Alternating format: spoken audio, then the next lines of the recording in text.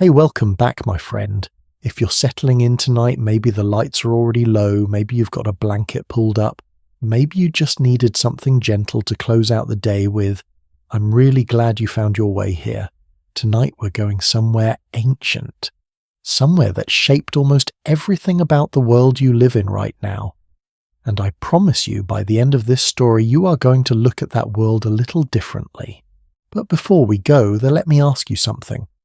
What if I told you that the civilization that invented democracy systematically erased more than half of its own population? What if the same city that produced Socrates, Plato, and Aristotle, the greatest philosophical minds the ancient world ever saw, was also a place where women had no legal name and no vote, and could not walk out their own front door without a man's permission? And what if Aristotle himself, the man who tutored Alexander the Great, whose ideas shaped Western thinking for over 2,000 years, once wrote openly that a woman was simply an incomplete man? Those words were written, published, celebrated, for centuries. Tonight we are pulling back the marble curtain of ancient Greece, the one the textbooks never quite show you, and we're going to spend some time with the women who actually lived there. Not the goddesses on the pottery, not the myths, the real women. The ones who woke up every single morning, made real decisions, felt real things, and somehow built entire lives inside a world that was absolutely not designed for them. This is their story. Let's go. Now, before we walk through those ancient gates together, I want to take one small moment. If this kind of storytelling is something that brings a little warmth to your night, the kindest thing you can do is tap that subscribe button, give this video a like, and maybe drop a comment telling me where in the world you're watching from. Seriously, are you in bed right now? On a couch? Did you accidentally start this at midnight and now here we are? Tell me. I read every single one. Lights low, fan on if you've got one phone face down, and let's go find these women together. Here is the thing about ancient Greece that nobody quite prepares you for. When most of us picture it, we imagine something golden, marble white and sun-drenched. We see the Parthenon gleaming on the hill, philosophers strolling through open courtyards, men in flowing robes debating the nature of justice in the warm Athenian air. And that picture is real. It absolutely happened. It was remarkable.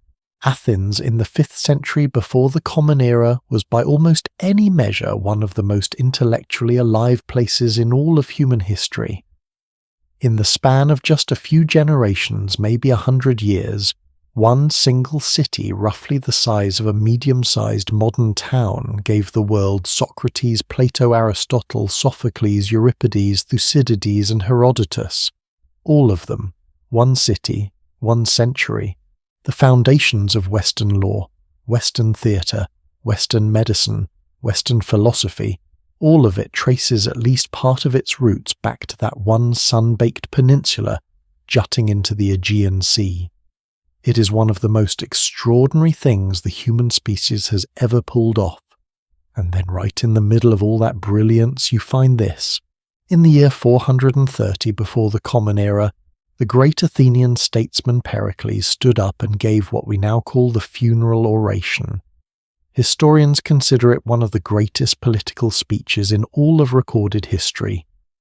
Pericles spoke of Athens as a model for all civilization. He spoke of freedom of democracy, of the inherent dignity of the individual. And then near the end of his speech he turned toward the widows of the fallen soldiers in the audience, women sitting right there in front of him, and he said almost as an afterthought, "Your greatest glory is to be least talked about among men, whether in praise or blame. That is his wisdom. For the grieving women of Athens, be invisible, be quiet, be talked about as little as possible." And the crowd cheered. I want to sit with that for a second. Because here is a civilization that genuinely deeply believed in the power of human thought, a culture that built entire schools of philosophy around the idea that every question deserves examination, that every assumption should be challenged, that the examined life is the only one worth living. Socrates literally said those words. And yet somehow that belief stopped cold at the door of the gyneceum. That was the name the Greeks gave to the women's quarters, the inner rooms of the household, where women were expected to spend almost their entire lives. The gyneceum was positioned in the deepest, most interior part of the home, away from the street, away from the andron, the men's room, facing outward where guests gathered and wine flowed and ideas were debated late into the night. The architecture itself was a statement, and this wasn't a fringe view. This was the mainstream consensus of the most philosophically sophisticated culture on earth. Xenophon, a student of Socrates himself, wrote a household management guide for Athenian men, and in it he describes in the most matter-of-fact tone imaginable how a husband should train his new young wife, who might be 13 or 14 years old, to manage the household properly. He compares the process in some passages to training a new apprentice, or more unsettlingly to domesticating a young animal. He does not appear to notice anything troubling about that comparison. That is how normal it was. And here is where the paradox gets genuinely fascinating. Because while all of this was happening, while the men of Athens were out inventing democracy and debating the nature of the soul, the women inside those walled households were quietly doing something extraordinary. They were running everything, not in a symbolic way, in a deeply practical, absolutely essential way. The oikos, the Greek word for household, and also the root of our modern word economy, was the fundamental unit of Athenian society. Everything else was built on top of it. The commerce, the politics, the philosophy, all of it rested on the foundation of the household functioning properly, and the woman of the house was in every real sense its chief operating officer.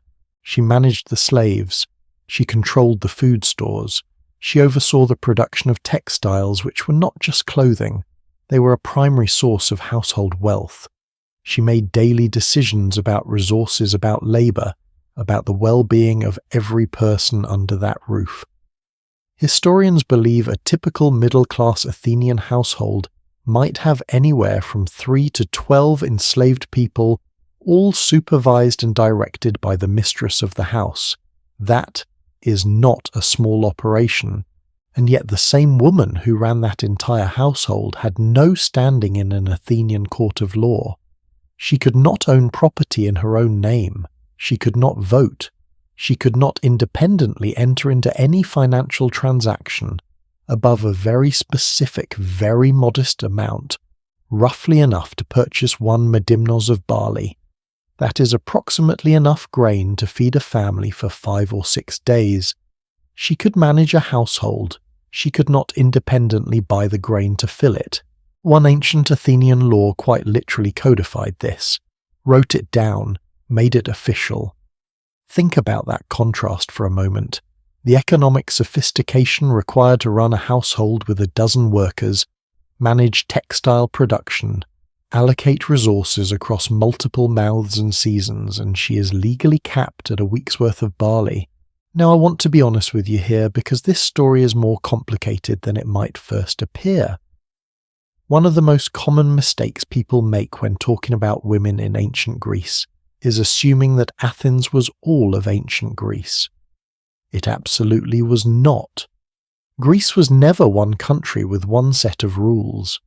It was a loose collection of hundreds of independent city-states, each with its own laws, its own customs, its own sometimes bizarre way of doing things. Sparta, for instance, and we will spend real time with Sparta later, had women who exercised outdoors, managed vast agricultural estates, and eventually controlled an estimated 60 to 70% of all property in that city by the 4th century before the Common Era. Aristotle wrote about this as though it were a civilizational catastrophe. He genuinely believed that Spartan women's freedom was a leading cause of Sparta's eventual decline, which honestly says a great deal more about Aristotle than it does about Sparta. There is one more thing I need to say before we move forward, and it is perhaps the most important thing of all. Almost everything we know about women in ancient Greece was written by men. Every account, almost without exception, every voice that survived Thucydides, Xenophon, Aristotle, Plato is a male voice writing for a male audience about a world those men largely controlled. So when we read that Athenian women were confined, silent and invisible, we have to pause and ask who wrote that, who needed that to be the official story, because here is what the pottery tells us, here is what the grave inscriptions whisper, here is what the few fragments of women's own voices, and there were some extraordinary ones, actually say. The women of ancient Greece were not invisible, they were simply recorded that way. And that difference between being absent and being erased, that is the quietly devastating heart of everything we're about to explore together. So here is where we begin. Behind the marble columns and the philosophical debates. Past the agora where men shape the future with their words. Through the walls of the household, the oikos, the fundamental unit of ancient civilization, there was another world entirely. A world of walled courtyards and inner rooms, of looms that never stop turning, of girls barely into their teenage years handed to men twice their age at ceremonies they had no voice in, of women who managed entire economies but could not independently buy a week's worth of grain, of priestesses who wielded spiritual power that even generals feared, of one poet on a small Greek island whose love poems were so extraordinary that Plato himself called her the 10th muse. We're going to walk through all of it together tonight, and we're going to start at the very beginning, the moment a girl was born into ancient Greece, because that first breath, that first cry was already a decision that someone else had made for her. And what that decision was and what it meant and why it happened in the most enlightened civilization on Earth, that is exactly where we are headed right now. So there it is, the Golden City, the contradictions locked inside its marble walls, the voices that got written down and the voices that didn't. And now we step through the very first door of a woman's story in ancient Greece. The beginning. Not the wedding, not the household, not the loom or the laws or the rituals, the very first breath. Picture a home in Athens, sometime in the 5th century before the Common Era. The streets outside are alive with the sounds of a city at the height of its power, merchants calling out philosophers, arguing the distant hammer of stone being shaped into temples. Inside the house, in the women's quarters, a birth is happening. There is no doctor present.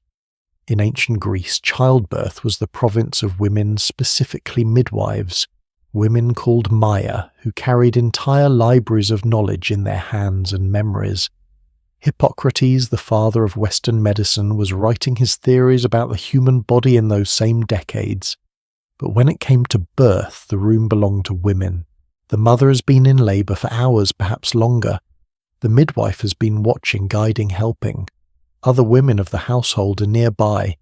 This is in its own way one of the few spaces in Athenian life that is entirely unapologetically female. And then the child arrives. And then in the very next breath comes the question. Here is something that I think about a lot when I study this period. In most cultures throughout history, the birth of a child is greeted with joy first and questions later. Even in difficult circumstances, there is usually that moment, that exhale of relief, that rush of something ancient and warm. In ancient Athens, for a girl, the joy was complicated almost immediately by something practical, something economic, something that tells you everything about how this society was structured. The word for it was exposure. The Greeks called it ekthesis. And the first decision, the one that happened before a name was given, before any ceremony, before anything, was this: would the child be raised? Now I want to be careful here, because this is a topic that historians have debated intensely. For a long time, scholars assumed that Greeks routinely abandoned or discarded unwanted infants, especially girls. More recent archaeology has pushed back on this picture and made it considerably more nuanced. What we do know with confidence is that the decision to raise a child officially belonged to the father, not the mother. The father, who may not have even been in the room for the birth, held the authority over whether this new life would become part of his household. And what we also know from demographic evidence from census data in the ancient world, from letters that have survived on papyrus from the wider Greek-speaking world, is that sons were significantly more desired than daughters, by a measurable margin, not just emotionally, economically, because a daughter meant a dowry. Let me explain how profound that one fact is, because I think we tend to gloss over it too quickly. In ancient Athens, a family that produced a daughter was in a very real financial sense producing a liability, not because daughters were not loved. Elaborate grave monuments from this period show clearly that many parents grieved their daughters with genuine heartbreaking devotion. But the social system was built in a way that made a daughter's future contingent on her family's ability to pay for it. Every girl who survived infancy would eventually need to be married, and marriage required a dowry, a sum of money, goods, sometimes land that travelled with the bride into her new household. Among Athenian elite families, a dowry might represent as much as 25% of a family's total wealth. Even among the poorest citizen families, there was an expectation, a social obligation that some dowry would be provided. The orator Demosthenes, writing in the 4th century before the Common Era, recorded a case where his own father had set aside 2 talents of his 14-talent estate specifically for his young daughter's future dowry. That is roughly 1/7 of the entire family fortune earmarked before the girl could even speak. A son, by contrast, was an investment. He would eventually inherit. He would carry the family name into the next generation. He would care for aging parents. He would fight for the city-state if called upon. He would in every legal and economic sense continue the oikos, the family unit, forward in time. A daughter would leave. She would take wealth with her when she left, and she would disappear into her husband's household belonging to his family line from that point forward. So when a father stood in that household in those first uncertain days after a birth and made the decision about whether to raise this child, he was weighing something that felt almost mathematical. Even for loving parents, the cultural pressure was immense.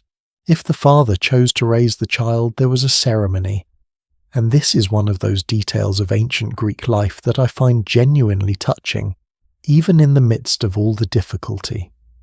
On approximately the 5th or 7th day, after a birth, sources vary, and the timing may have differed between richer and poorer families, the Athenian household held a ritual called the amphidromia. The name means quite literally, running around. Here is what happened. The nurse would take the newborn in her arms, and together with the mother and the women who had attended the birth, she would actually run in circles around the family hearth. The hearth was the sacred centre of the Greek household, the domain of Hestia, goddess of the home. To carry a child around the hearth was to bring them into the family's sacred circle, to say this one is ours, this one belongs here. I find it oddly moving that the very first act of a child's official life in ancient Greece was movement, running, being carried through the most intimate space of the home in a circle, as if tracing the boundary of belonging itself. After the running came feasting. Friends and relatives arrived with gifts, sometimes octopus and squid, which ancient sources mention, with the kind of specificity that suggests this was real, vivid, recurring tradition. Charms were tied around the baby's body to ward off bad luck and the evil eye, because the Greeks had no medical explanation for why so many newborns died in those first fragile days, and so they attributed it to forces invisible and dangerous. If the child survived to the 10th day, a second, more public ceremony followed the decate, meaning simply the 10th. This was the naming ceremony. Wealthier families invited guests from outside the household. The father announced the name he had chosen. For a boy, tradition almost universally dictated the paternal grandfather's name. The family line declared aloud, continuing. For a girl, and this is one of those small telling details, the naming traditions were looser, less documented, less celebrated in the sources. Girls were named, of course. But the records we have, the patterns that scholars can reconstruct, suggest that a daughter's naming was simply a quieter affair, less public, less invested with the weight of legacy. The birth of a girl was rarely formally recorded in ancient Greece. The birth of a boy was an occasion of civic significance. That difference in paperwork, in ceremony and public announcement was not accidental. It was the first lesson a girl was born into. Her arrival is a private matter. His arrival is a public one. Now I want to ask you something here, because this is the kind of thing that I think is worth sitting with for a moment. We tend to assume that love and social structure move in the same direction, that a society which values something will also love it and vice versa. But ancient Greece challenges that assumption in uncomfortable ways. The grave monuments tell us that parents loved their daughters, genuinely, deeply, painfully. There are inscriptions from this period carved in stone paid for at real cost, where fathers mourn daughters who died young with language that is raw and human and entirely recognizable across 2,500 years. One inscription found in Attica and dated to around the 4th century before the Common Era commemorates a girl named Plangon. Her father wrote of her death with words so direct in their grief that scholars have quoted them for generations. The love is unmistakable, and yet the same society that produced that inscription also produced laws ensuring that Plangon, had she lived, would have had no legal name of her own in court, no right to own property, no ability to walk out of her own home without a male escort. Both things were true simultaneously. That is the complexity we're trying to hold tonight. It is not a simple story of cruelty. It is a story of a society that could love its women deeply, while also systematically and apparently without noticing the contradiction, constructing every institution around their subordination. And honestly, I think that complexity is more unsettling than simple cruelty would be, because simple cruelty is easy to condemn and move past. This is harder to shake. The girl who survived those first 10 days, who was named, who was carried around the hearth, who received her father's formal acknowledgement she was now officially a member of the oikos, and immediately quietly the education began. Not in a schoolroom. Athens had no schools for girls, while her brothers, if she was lucky enough to have brothers who treated her kindly, would eventually leave the house each morning to attend classes with a grammatistas as a reading teacher, or to train their bodies at the gymnasium she would stay. She stayed in the women's quarters. She stayed with her mother, and she learned what her mother knew: how to spin raw wool into thread, how to work the loom, how to manage the stores of grain and oil and dried goods that kept a household alive through the Athenian winter, how to supervise the domestic slaves if the family was wealthy enough to have them, how to care for the sick, how to pray to the household gods, how to be in every sense the invisible engine of the oikos. From as young as 7 years old, historical sources suggest girls were learning to weave, not as a hobby, not as an art, though it was that too, as the foundational skill of their entire future lives. And somewhere in those years between the loom and the hearth, and the careful, quiet education of her mother's kitchen, a girl in ancient Athens was also learning something less tangible. She was learning to be unseen. She was learning that the sound of male voices in the front rooms of the house was her signal to retreat deeper into the women's quarters. She was learning that when guests arrived, her presence was not expected, not desired, and possibly not appropriate. She was learning that her life had an interior geography, spaces she could occupy, and spaces that were not hers. She was learning that the world began at the front door of her home, and that door was not really hers to open. There is a moment in Xenophon's work, the same Xenophon we mentioned earlier, the student of Socrates, where a husband describes his new young wife to a friend. He says that when he first married her, she was not yet 15 years old, and that she had been raised in conditions of extreme seclusion. She had been taught, he says proudly, to see as little as possible, hear as little as possible, ask as little as possible. He means this as a compliment. He's describing what a well-raised Athenian girl looked like, and the portrait he paints is of a child who had been from birth prepared for exactly this life. Not through violence or obvious cruelty, but through careful, relentless, ordinary reduction. A daily narrowing of the world until the world that remained was the width of the women's quarters and the length of a loom.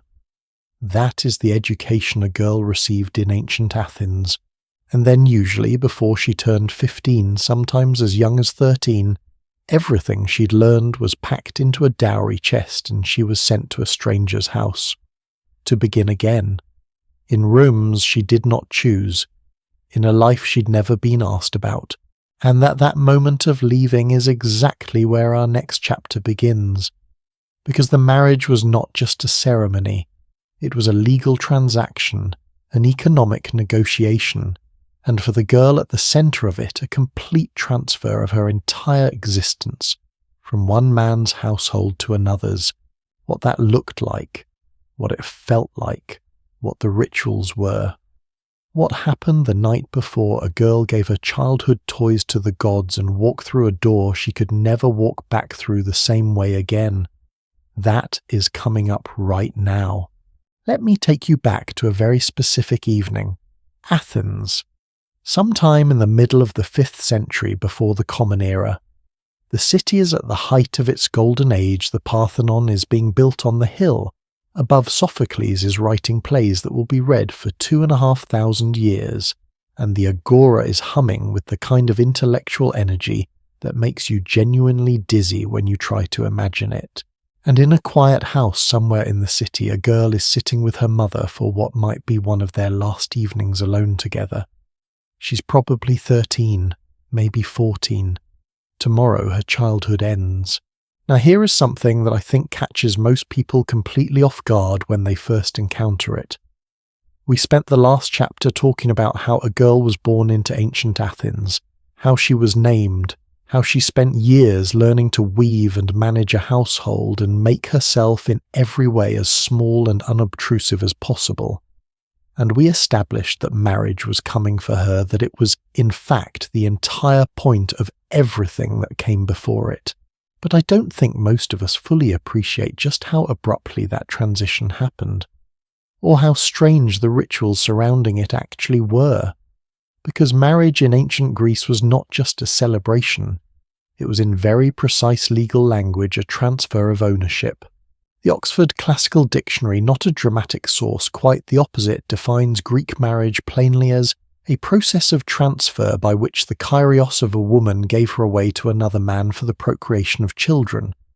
Kyrios, the word means lord, controller, master. Her father was her first kyrios. Her husband would be her second. And the girl herself had no legal role in this transaction whatsoever. She did not sign anything because she could not sign anything. She was not asked for consent because her consent was not legally required. In the words of ancient Athenian law, the woman's own agreement was simply not a factor. Think about that for a moment and let it settle. The formal agreement between families was called the engesis, which translates quite literally as giving of a pledge into the hand. It was a handshake ceremony, a verbal contract.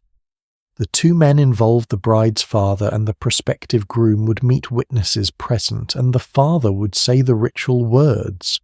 Words that have been preserved because they appear in multiple ancient sources repeated with slight variations across centuries of texts. I give you this woman for the ploughing of legitimate children. That was the phrase. That was the legal language of Athenian marriage. Not I give you my daughter. Not I give you this woman to love and to care for. Not even something purely transactional like, I give you this woman in exchange for the agreed dowry, for the ploughing of legitimate children, agriculture as metaphor, the woman as field, the husband as farmer. It is one of those moments in ancient history where a single phrase opens up an entire worldview. The Athenians were not being cruel in their vocabulary, they were being precise. They genuinely understood the purpose of marriage to be the production of legitimate heirs, and they said so, directly, out loud, at weddings. The poet Hesiod, writing centuries earlier, had already laid out the ideal timeline with his trademark matter-of-fact bluntness. A man should marry a virgin about 5 years after her puberty, when he himself is not much younger than 30 and not much older. Work the math on that. A girl at 13 or 14 married to a man who is somewhere between 28 and 35 years old. An age gap of 15 to 20 years described as the appropriate natural desirable arrangement. And yet, and this is the part that I keep coming back to, ancient Greek pottery is full of wedding scenes, joyful ones, women carrying torches, people singing, families celebrating. The art does not look like the art of a society that thought it was doing something monstrous, which tells us something important about the human capacity to normalize what we are born into. Let me walk you through the wedding itself, because the rituals are genuinely extraordinary, layered with meaning, some of it tender, some of it quietly heartbreaking when you know how to read it. The entire ceremony lasted 3 days. The first day was called the Proaulia, the preparation day, and it was the last time the bride would spend inside her childhood home surrounded by her mother, her female relatives, her friends, the women who had been the landscape of her entire life up to this point. On this day she made offerings. To the goddess Artemis, the virgin huntress, the protector of young women in the space before marriage, the bride brought her childhood toys, her dolls, her small clay figures, perhaps a favourite piece of jewellery, from girlhood a ball she had played with. She brought the girdle she had worn since puberty. She brought a lock of her hair, and she placed them at Artemis's feet as offerings as farewells. This is the ritual that stops me every time I read about it, because something in it reaches across 25 centuries and feels immediately achingly human. A young girl, barely a teenager, laying her toys at the feet of a goddess she will no longer be under the protection of, saying goodbye to the part of herself that was a child, not because she chose to, but because the calendar and the law and her father's negotiation with a stranger had decided she was done being one. There were also offerings to Aphrodite and to Hera, the married goddess, the goddess of the bond that would now define her life. A girl might also make sacrifice to Athena. The prayers were for safety in childbirth for a husband who would treat her kindly, for children who would live. What she was actually praying for, I think, was a soft landing in the unknown. The second day, the Gamos, was the wedding day proper.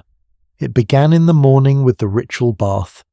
Water was brought specifically from a sacred spring or river, not just any water carried in a tall, narrow vessel called a lutrophoros, which was decorated almost always with marriage scenes. The bride bathed in this water as an act of purification, and also the Greeks believed to enhance her fertility. After the bath she was dressed. This was not a quick process. A professional wedding attendant called a nymphokomos was employed specifically to dress the bride because ancient sources helpfully explain it was not easy. The layers, the pins, the crown of flowers called a stephane, and most significantly the veil, saffron-coloured, covering her face entirely. The veil is worth pausing on. Throughout the ancient Greek world, the bride's face was covered from the moment she began her transition to her husband's household until the ritual moment of unveiling at the end of the night. She moved through her wedding day essentially invisible present, but unseen there but not yet there.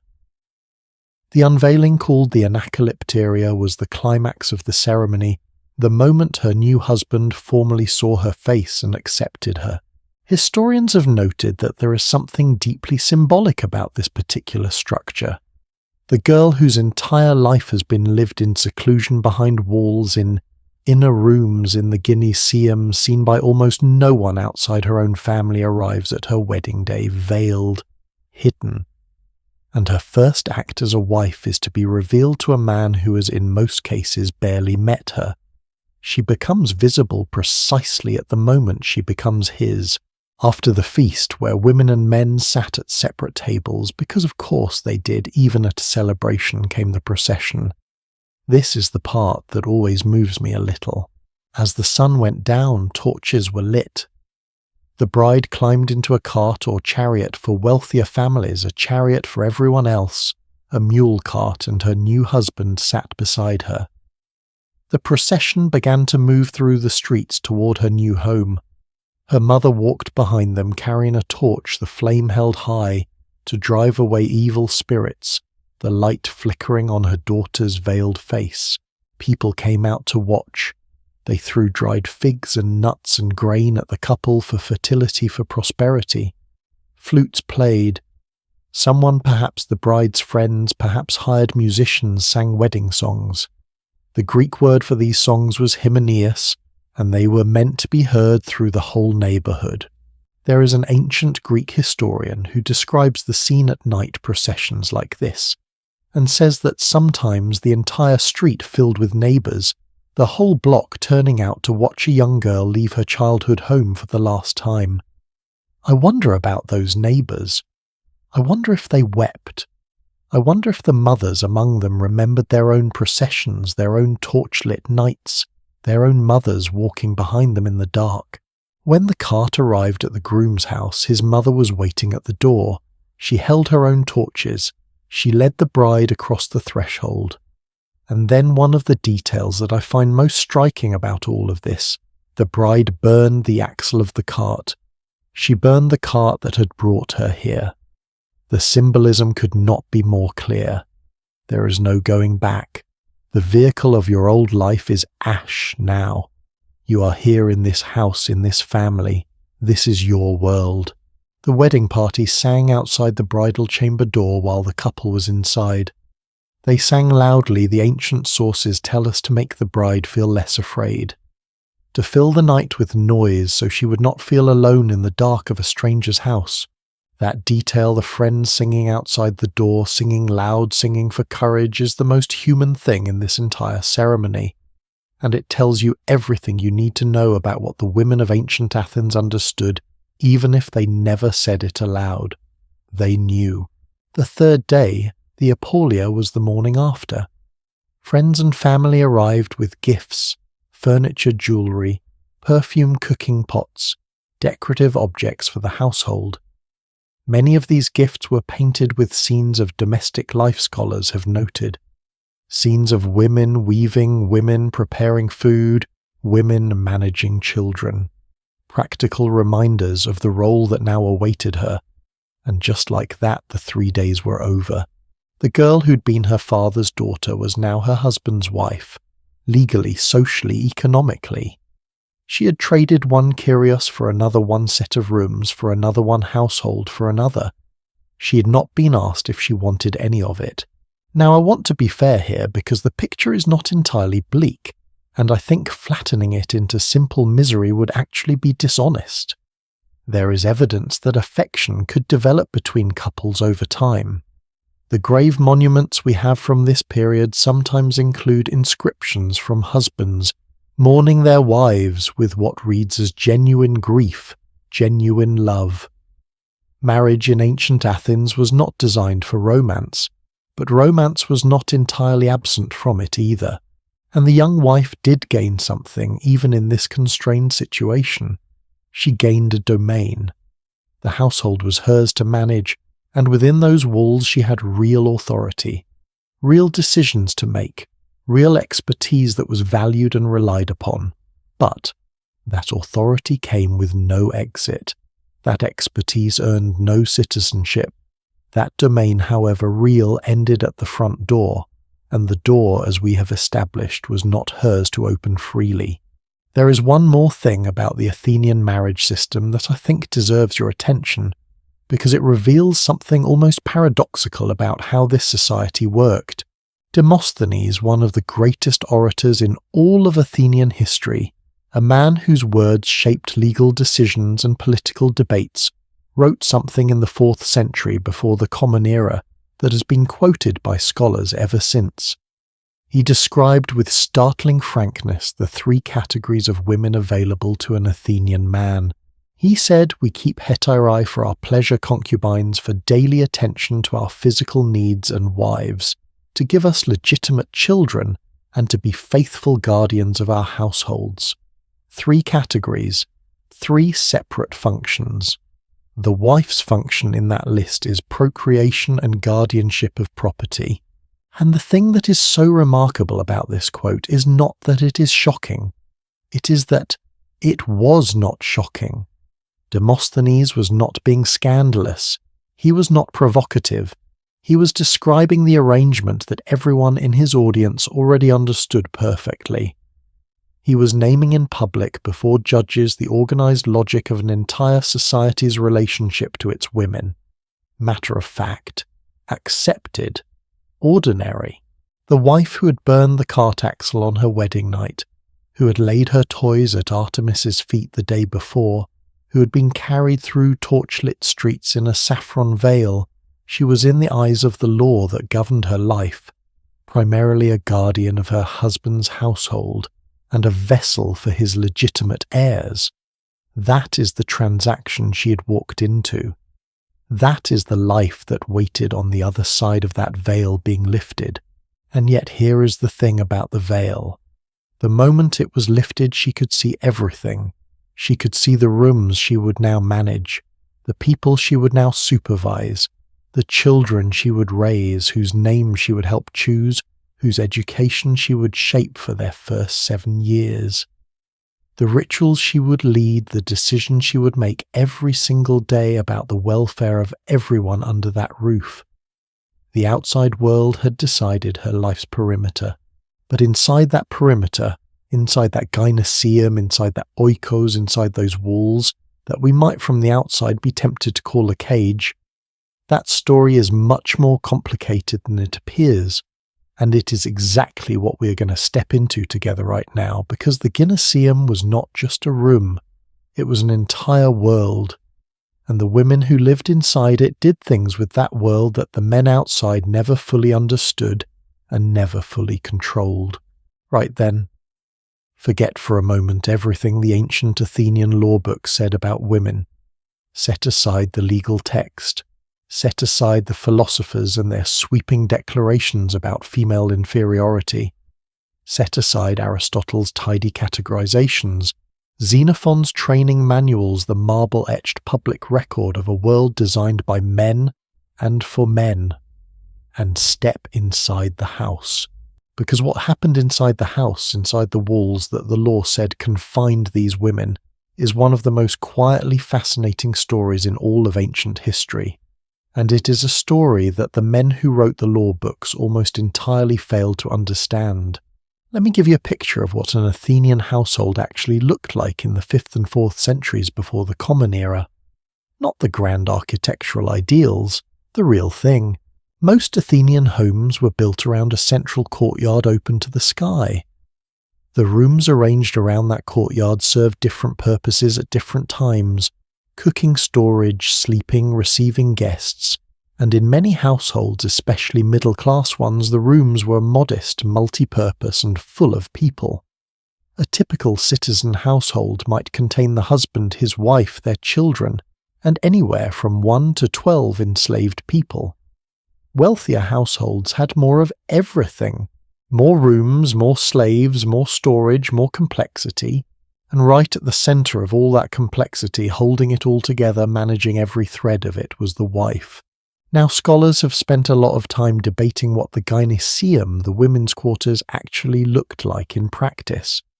Was it a rigidly separate section locked and inaccessible? Or was it more flexible, simply the domestic interior of the house, the spaces that became women's territory whenever male guests arrived? Archaeological excavations at ancient Olynthus, a well-preserved classical Greek city destroyed in 348 before the Common Era, found no evidence of permanently separate women's rooms. The rooms were multi-purpose. The separation, it turns out, was more about social convention than about architecture. In plainer terms, the gynoeceum was less a room and more a posture, less a prison and more a protocol, which in some ways makes it more interesting, because protocols can be navigated. So what did an Athenian wife actually do from morning to the end of the day? I want to walk through this carefully, because I think the reality is far more complex and far more impressive than the simple image of women sitting quietly and weaving all day. Dawn came early in Athens. The city was alive at sunrise, and inside the household the day's management had to begin immediately. The first responsibility was food. The Athenian diet depended on grains, specifically barley and wheat, along with olive oil, legumes, fish-dried figs, and whatever vegetables were in season. In a household of any size, managing the food supply was a sophisticated logistical operation. The wife was responsible for the storerooms. She held the keys, literally, physically held them, a detail that appears in multiple ancient sources and that I find genuinely satisfying, because there is something about the image of a woman with keys on her belt controlling who accesses what that cuts against the narrative of total powerlessness. Xenophon describes it directly. In his dialogue on household management, one of the most detailed first-hand accounts we have of what an Athenian wife was expected to do, the husband Ischomachus tells his young bride that she is to receive everything that comes into the house and to give out only what needs to be used, ensuring that the supplies laid up for a year are not consumed in a month. She is the household's treasurer, its accountant, its supply chain manager, if you want to put it in modern terms, and those supplies could represent significant wealth. The olive oil alone in a prosperous Athenian household was a serious economic asset. Olive oil was currency in this world, used for cooking, lighting, cleaning, religious offerings, athletics, medicine. The woman who controlled the olive oil jars was controlling something that mattered enormously to the family's financial health. Beyond the storerooms came the slaves, and this is perhaps the most challenging aspect of the Athenian wife's world to sit with comfortably, because her power, real and significant as it was entirely built on the labour of enslaved people. A household with 10 enslaved people was not unusual for a middle-class Athenian family. These individuals, who might have come from Thrace, from Asia Minor, from the Black Sea coast, purchased at the slave markets that were a normalized part of Athenian commercial life, were the actual workers. They cooked, cleaned, fetched water from the public fountain houses, washed clothing, helped with childcare. Enslaved women often sold for between 150 and 600 drachmas. Depending on their age and skills, to put that in context, 1 drachma was roughly a day's wage for a skilled worker. The wife supervised all of this. She assigned tasks. She monitored the quality of the work. She made decisions about discipline, about training, about which slave did what and when. In Xenophon's account, Ischomachus uses a memorable metaphor. He tells his wife that she is like a queen bee, not a passive occupant of the hive, but the organizing intelligence that keeps everything in motion. The queen bee does not allow the bees to be idle. He says, but those whose duty it is to work outside she sends to their work, and whatever each brings in she receives and keeps until it is needed. That is not the language of a woman who is merely decorative. That is the language of an executive. And then there was the weaving. Woolworking was the central defining female occupation in ancient Athens, and I want to spend some time on it because I think we consistently underestimate what it actually meant economically, socially, symbolically. The process was long and labour-intensive. Raw wool had to be cleaned, combed, spun into thread on a drop spindle, and then woven on an upright loom into cloth. Making a single garment, a chiton, the basic tunic worn by everyone in Athens, could take days of sustained work. Making the more complex garments or producing cloth in quantities sufficient to clothe an entire household was essentially a continuous operation. The wife organized and directed this production. She and the enslaved women of the household worked the looms. The cloth they produced was not just clothing, it was a significant portion of household wealth. It could be traded, it could be sold, and in some cases it was a commodity that formed part of a family's economic strategy. There is a beautiful and quietly devastating detail from classical scholarship here. Archaeologists examining the remains of ancient Athenian homes have found loom weights scattered throughout small clay, or stone weights, that held the warp threads taut on a vertical loom. They are among the most common artifacts of domestic life, and because they are scattered across multiple rooms not confined to any single weaving room, they tell us something important. The weaving was everywhere. It was constant. It was woven, and I use that word deliberately, into the fabric of every ordinary day. The Metropolitan Museum of Art holds a beautiful red figure vase from this period that depicts a woman seated at her work surrounded by baskets of raw wool, a spindle in her hand. It is one of the most common images in all of ancient Greek pottery. And it is not an image of submission when you really look at it. It is an image of skilled, purposeful, economically significant labour. Now here is the question I genuinely find myself sitting with whenever I think about all of this.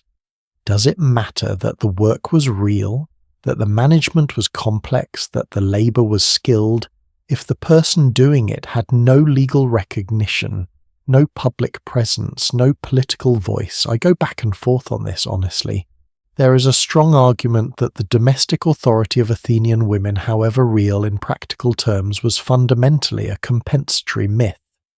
That a society which denied women the right to their own name in court, their own property, their own vote, could dress that denial up in the language of the queen bee and the keyholder without changing the underlying structure of power at all.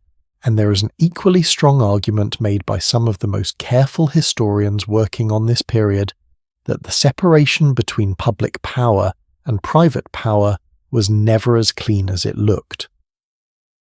That a wife who controlled the food stores, managed the enslaved labour force, supervised the textile production, and raised the children who would inherit the family's property, and name was not simply a footnote to Athenian civic life. She was in many ways its invisible foundation. Both things are true, and the tension between them is what makes this history so genuinely difficult and so worth sitting with.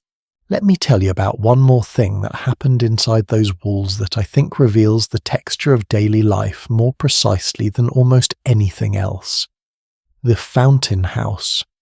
Athens had public fountain houses, structures where fresh spring water flowed from carved spouts, usually in the shape of lion heads or animal heads, into stone basins.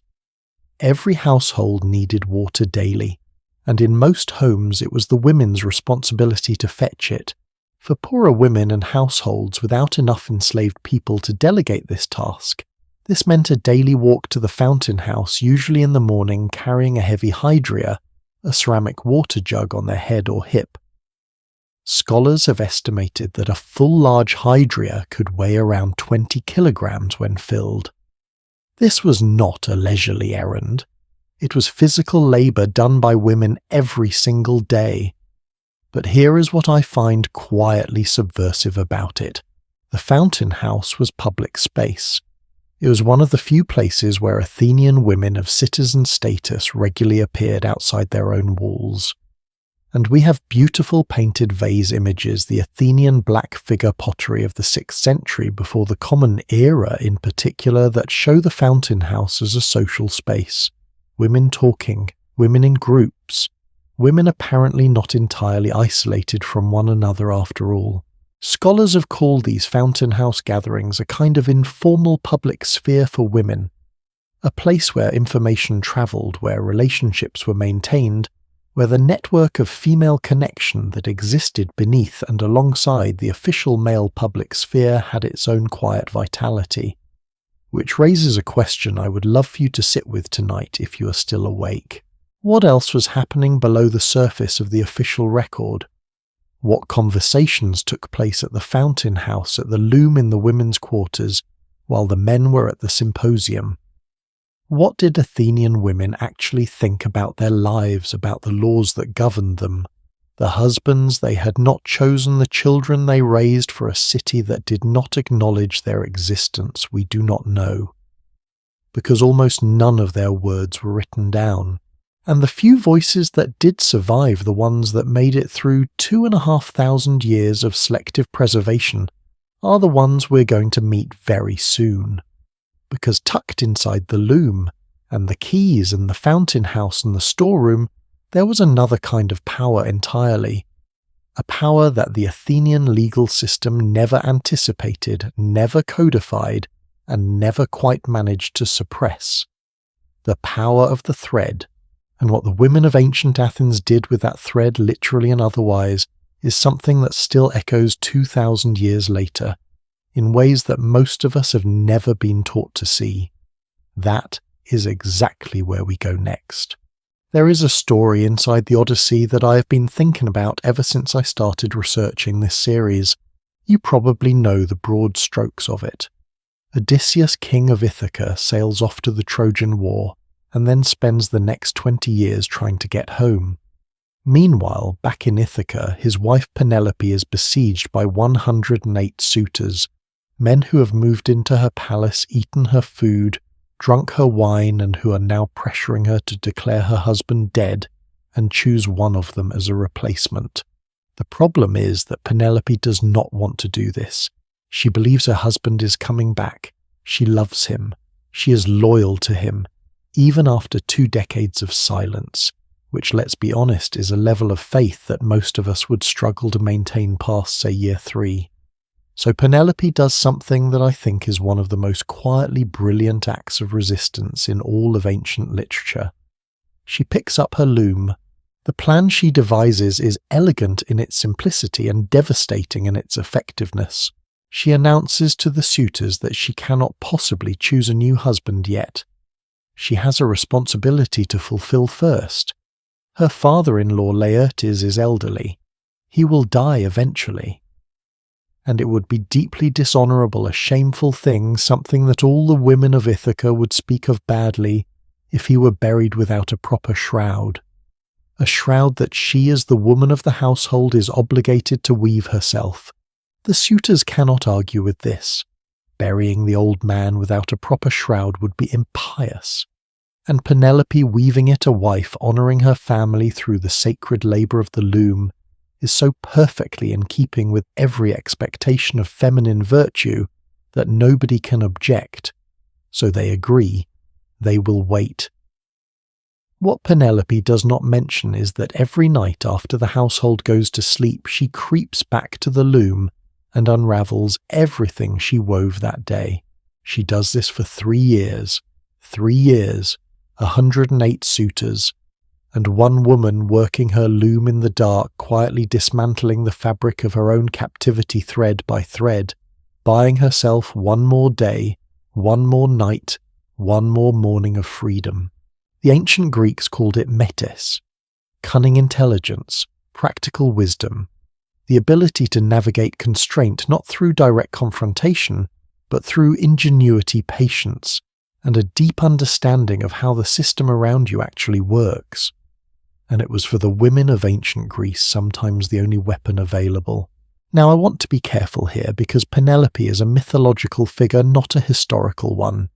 She is Homer's creation, or rather the creation of the oral tradition that Homer eventually set down in writing somewhere in the 8th or 9th century before the Common Era. She is not a real woman who really sat at a real loom in real Ithaca, but myths are not invented in a vacuum. They reflect the world that imagines them, and the Penelope story is one of the most enduring myths in the entire ancient Greek tradition, precisely because it captured something true about the experience of Greek women, something that the culture recognized even when it could not quite name it. The loom was not just work, the loom was also language, and the women of ancient Athens knew this in a way that went much deeper than myth. Let me tell you something about weaving in ancient Greece that I think fundamentally changes how you see it. In the fall of each year, specifically at a festival called the Chalkia, held in the month of Pyaneption, which corresponds roughly to our October and November, something remarkable happened in Athens. The priestess of Athena Polias, the city's most senior religious official, a woman and a group of young girls between the ages of 7 and 11, called the Araphoroi, gathered together in the sacred precincts of the Acropolis, and did something that seems on the surface very ordinary. They set up a loom, not just any loom. The sacred loom on which the Panathenaic peplos, the great robe of Athena herself, would be woven over the following 9 months. A peplos so large and so magnificent that it would be carried through the streets of Athens like a sail on a ship mast draped across the prow of a wheeled ship float that rolled through the city in procession, the whole city watching, the whole city participating. And those young girls, the Rephoroi, the sacred basket bearers, were there at the beginning of it. Dressed in white robes, their presence considered holy, their youth and purity believed to bless the sacred labour about to begin. The weaving of Athena's garment was not domestic work. It was not women's work in the diminished sense that phrase often carries. It was one of the most significant religious acts in the entire Athenian calendar. The high point of the festival of the Panathenaia, celebrated every 4 years with extraordinary ceremony, was the delivery of this peplos to the goddess, and the peplos was carved in stone on the Parthenon frieze, the most important building in the most important city in the ancient Greek world. Carved there in marble, the women and girls who had made it leading the procession given the place of honour. The loom produced the garment that clothed the goddess herself. Think about what that says about what weaving actually meant. I keep coming back to a detail from the Araphoroi ritual that I find almost unbearably poignant.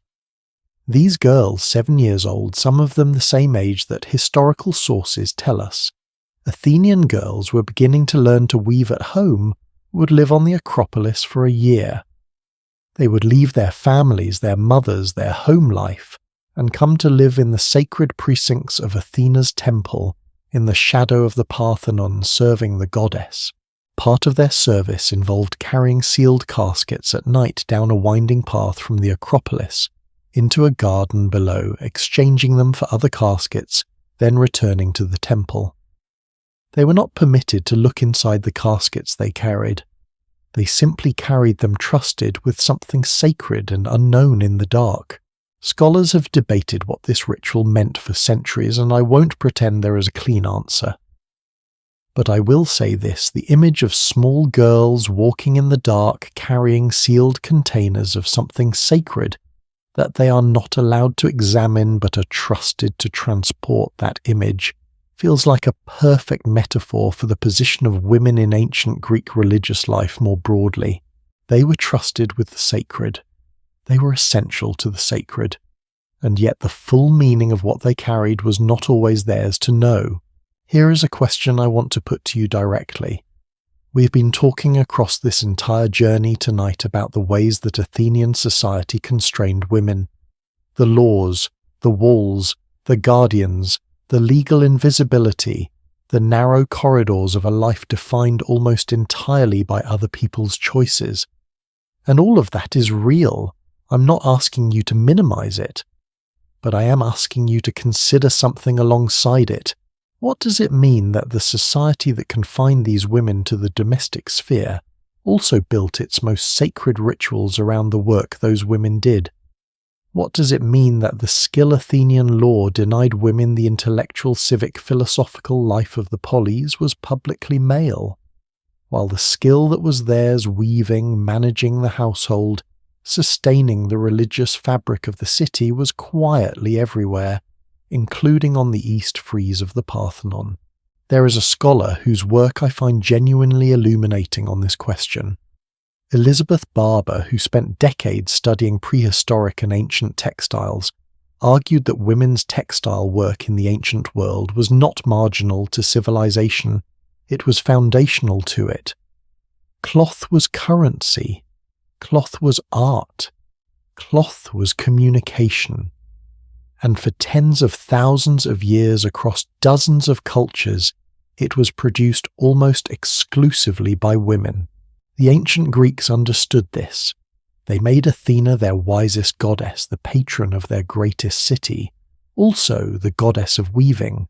Athena again, they called her, Athena the worker, the craftswoman, the one who spins and weaves. They built temples to a weaving goddess and then told the women who wove to stay inside. The irony is extraordinary. And I do not think it was accidental. Let me tell you about one more woman before we move forward, because there is a story within this textile tradition that I think reveals something about the inner life of Athenian women, the emotional interior life that almost no historical source directly records. Every 4 years, a large group of women gathered together to weave the great Panathenaic peplos. These were the Augustinae, the female weavers. They were not priestesses. They were not selected for their birth. They were women who had been chosen for this particular labour, and they worked together for 9 months to produce the sacred garment. 9 months, the same length of time as a pregnancy. I do not know if this parallel was intentional. Ancient sources do not address it, but I find it hard to believe that the women themselves did not notice.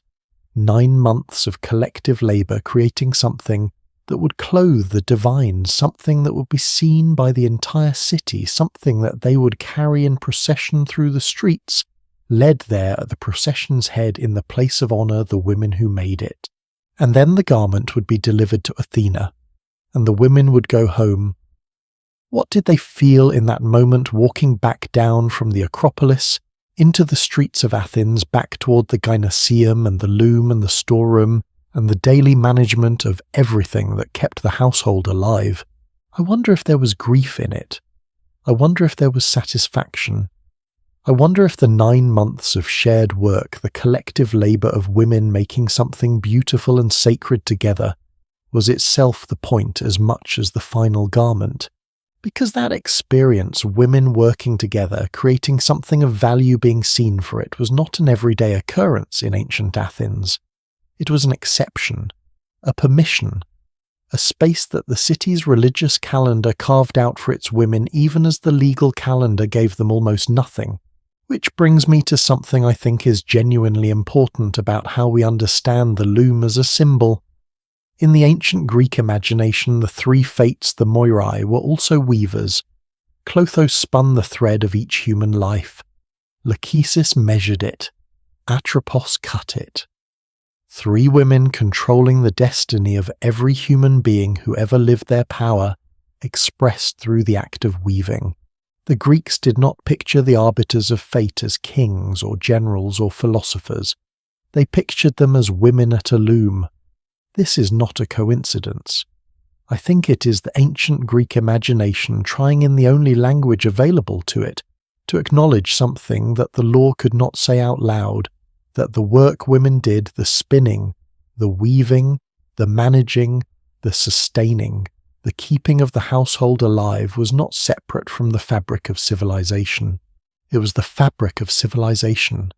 The thread was the power, and the women of ancient Athens knew exactly how to use it, which is why what comes next in our story matters so much, because there were women in the ancient Greek world who found a way to take that thread, that specific particular power of weaving and sustaining and managing from within constraint, and carry it into places that the law never intended them to go, into public life, into politics, into the symposium, into the temples and the hilltops and the oracle chambers where the most important decisions in the ancient world were made. Some of them did it through religion, some through intellect, some through sheer force of personality, and one of them, one extraordinary woman, did it through a combination of all 3 in a way that made her the most celebrated and controversial figure in the whole city of Athens. She is who we are meeting next. Something happened every autumn in ancient Athens that I want you to picture as clearly as you can. Somewhere around late October, the leaves browning on the olive trees, the air turning cool, the first rains of the season beginning to soften, the baked Attic earth, the married women of the city stopped what they were doing. They left their homes, not just for a few hours, not for an errand at the fountain house or a brief walk to a neighbour's, They left for 3 full days carrying supplies gathering on a hillside above the city, near a sanctuary dedicated to the goddess Demeter, and setting up an encampment entirely among themselves. No men, not allowed, not permitted, actively, emphatically forbidden from approaching, from listening, from knowing what happened there. This was the Thesmophoria, one of the most widespread religious festivals in the entire ancient Greek world, celebrated in over 50 cities from Sicily in the west to Asia Minor in the east, and it was exclusively, absolutely non-negotiably a women's event. The same women who could not speak in court could not vote, could not walk freely through their own city without an escort. Those women organised the festival, elected their own officials for its duration, conducted its rituals themselves, and enforced their own rules about who could be present. And the men of Athens left them entirely alone to do it. Now, before I tell you what actually happened at the Thesmophoria, I want to pause on the sheer fact of it existing for a moment, because we have spent considerable time together understanding how tightly the world of classical Athens constrained its women. The law was clear, the architecture was clear, the expectations were clear. A respectable Athenian wife was not supposed to be seen, heard, or discussed outside her household walls. And yet this festival, this enormous citywide 3-day gathering of women conducted in secret in public space, without any male oversight, was not just tolerated. It was officially part of the Athenian religious calendar. It was recognized as essential to the welfare of the city. The crops depended on it. The fertility of the earth depended on it. The survival of Athens in the most literal agricultural sense depended on what those women did together on that hillside. The same city that said women could not participate in civic life acknowledged every single autumn that the continuation of civic life depended on a ritual that only women could perform. That contradiction does not resolve neatly, but it is real. And I think it tells us something profound about the actual texture of ancient Greek society beneath its official surface. The festival lasted 3 days in Athens, and each day had its own name and its own specific set of activities. The first day was called Anodos the Ascent. The women walked up to the sanctuary in a procession carrying the first fruits of the harvest as offerings. They brought piglets which they sacrificed and placed into pits dug in the earth. Sacred pits called Megara, believed to be connected to the underworld. This act commemorated the myth of Persephone's abduction, when the earth opened and Hades took her a swineherd named Eubuleus, and his entire herd of pigs was swallowed along with her. Throwing the piglets into the pit was a reenactment of that moment, a ritual memory kept alive in the body rather than in written text. The second day was called Nesteia the Fasting, and this is the day that I find most extraordinary. The women fasted entirely. They sat on the ground, not on chairs or benches, but directly on the earth itself on mats, woven from plants associated with the suppression of desire, and they mourned. They mourned with Demeter, the goddess whose daughter had been taken from her, who had wandered the earth inconsolable, letting all the crops die in her grief until the gods intervened and returned Persephone to her. The women of Athens, who spent their daily lives managing and sustaining, laid all of that down. They stopped feeding others and did not feed themselves. They sat on the bare earth and gave themselves over to communal grief. There is also a tradition on this day that the ancient sources mention with some embarrassment, which is, and I am going to tell you this directly, that the women engaged in ritual obscenity, crude jokes, bawdy humour, mockery of men specifically.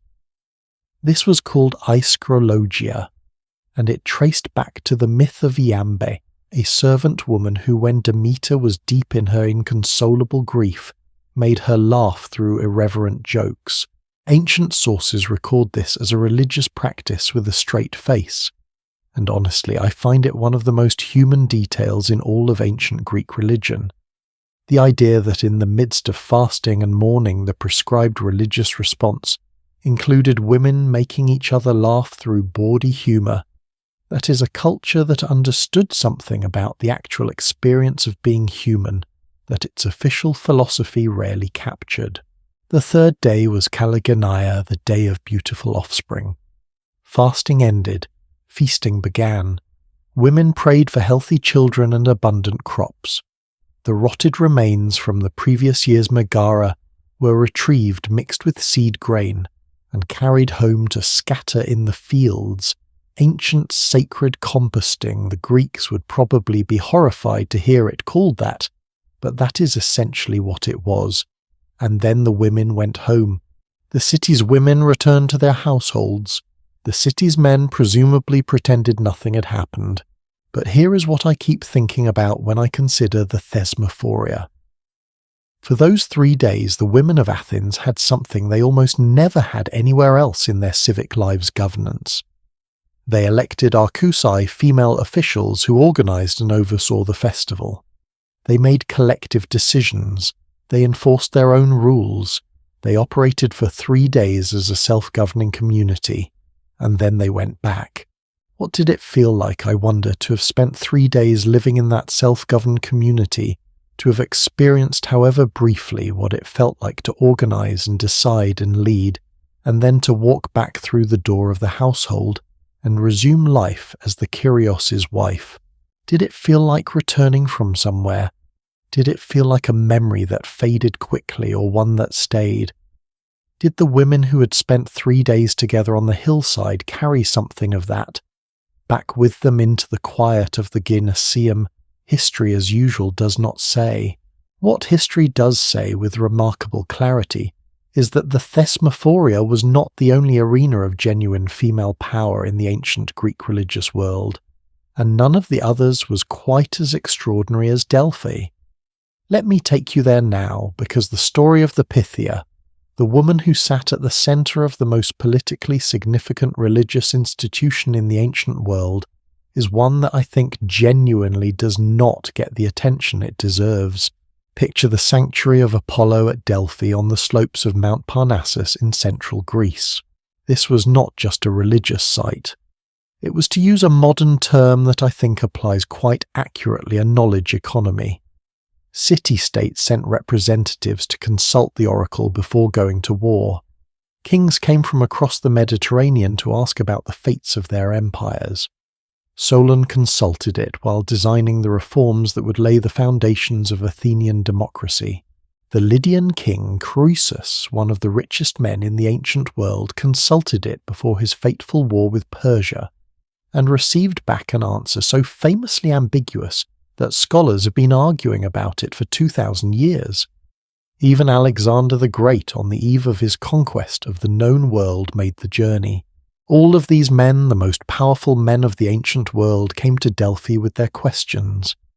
And at the center of all of it, seated on a tripod over a fissure in the earth from which vapors rose surrounded by the smell of burning laurel leaves and barley meal, was a woman.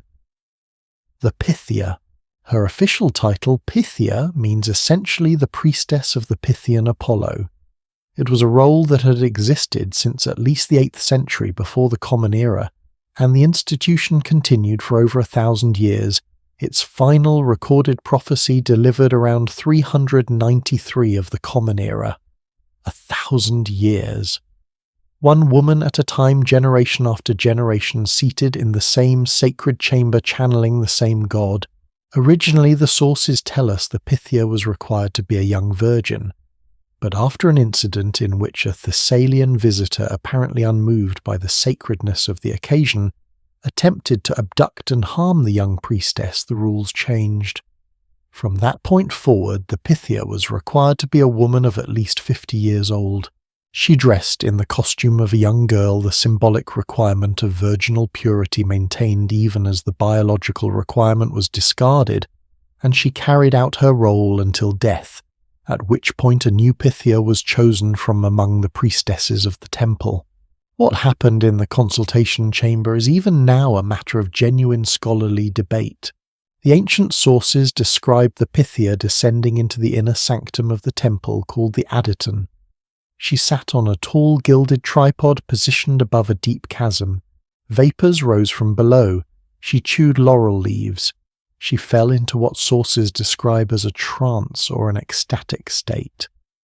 And from this state she spoke, delivering prophecies that were then interpreted and recorded by the male priests who served in supporting roles. In recent decades, geologists working at the Delphi site have confirmed the existence of geological fault lines beneath the sanctuary and found evidence of ethylene gas in the spring water nearby. Ethylene at low concentrations produces exactly the kind of trance-like state the ancient sources describe, a kind of sweet-smelling, dreamlike altered consciousness in which a person can still speak coherently. So here is what we know with reasonable certainty: a woman alone in a chamber, breathing volcanic gases, speaking words that shaped the policies of empires. And here is the part that I think is most important of all, and that gets lost when we reduce the Pythia to a colourful historical footnote. Her voice was unchallengeable. While male philosophers were constantly attacked, questioned, undermined, put on trial, while Socrates was executed for his ideas, the Pythia was beyond reproach. She was the mouthpiece of Apollo himself. To question her prophecy was to question the god. Even kings who received answers they did not like generally blamed themselves for misinterpreting the oracle, rather than casting doubt on the oracle itself. The scholar Julia Kint, who has studied the Delphic oracle in detail, argues that the Pythia occupied a position at the centre of what she calls a knowledge economy, gathering information from the hundreds of visitors who came to Delphi from all over the Greek world, absorbing it and then repackaging it as divine wisdom. Which means that the woman on the tripod was not just speaking in a trance, she was in a very real sense. The best informed person in the ancient world on the state of affairs across the entire Mediterranean. One woman gathering the intelligence of a world, delivering it as prophecy, untouchable, beyond criticism. Not because she'd been given legal power, not because she'd been given citizenship, but because the society that denied women almost every form of formal authority had created right at its sacred centre a space where a woman's word was more binding than any general's or any philosopher's or any king's. The paradox is staggering when you really look at it. I want to ask you something before we move forward, and I genuinely mean this as a real question, not a rhetorical one. Looking at the Thesmophoria, 3 days of women governing themselves, conducting sacred rites, experiencing a community that was entirely their own, and looking at the Pythia, a single woman whose words shaped the decisions of the entire ancient world. What do you make of a society that could create both of those things, while simultaneously telling the women who did it that they were inferior, irrational, and unsuited for civic life? Is it hypocrisy? Is it compartmentalization? Is it something more complicated, a culture that knew, at some deep level, that it needed women in ways it was not prepared to officially acknowledge? I think it might be all three. And I think we should sit with that complexity rather than tidy it away. Because what comes next in our story makes the complexity even richer. We have been looking at the spaces the ancient Greek world officially allowed for women: the household, the loom, the festival ground, the sacred tripod. Places where women's power was contained, defined, bounded by what the city was willing to permit. But there were women who found their way into spaces nobody had officially opened for them. Into the symposium, the all-male drinking party at the heart of Athenian intellectual life. Into the philosophical circles where the ideas that would define Western civilization were being formed. Into the bed of the most powerful man in Athens, and from there into the conversations that shaped the city itself. These were the women the ancient Greeks called hetaerai, educated, independent, unbound by the laws of the household. They were not citizens. They were not wives. They were in the official hierarchy of Athenian society at the margins, and yet some of them left marks on history that even Plato acknowledged. That is exactly where our story goes next. Imagine you are walking through Athens on a warm evening sometime around 445 before the Common Era. The agora has emptied out. The philosophical debates have wound down. The sun is dropping behind the Acropolis, painting the Parthenon still under construction. At this point, its marble columns not yet complete in shades of amber and deep red. And somewhere in the wealthiest part of the city, behind the door of a fine house, a gathering is beginning. Men are arriving in ones and twos, some of the most celebrated minds in Athens. You might recognize them. There is a philosopher with an upturned nose and an unwashed cloak, who's been arguing all day in the streets about the nature of virtue. There is a playwright whose latest tragedy is still being discussed across the city. There is a sculptor whose work will be standing for the next 2,000 years. There is the most powerful statesman in Athens, the man who is effectively running the city. They are all coming to the same house. They are all coming to listen to a woman. Her name was Aspasia, and she is one of the most fascinating, most controversial, most frustratingly documented women in all of ancient history.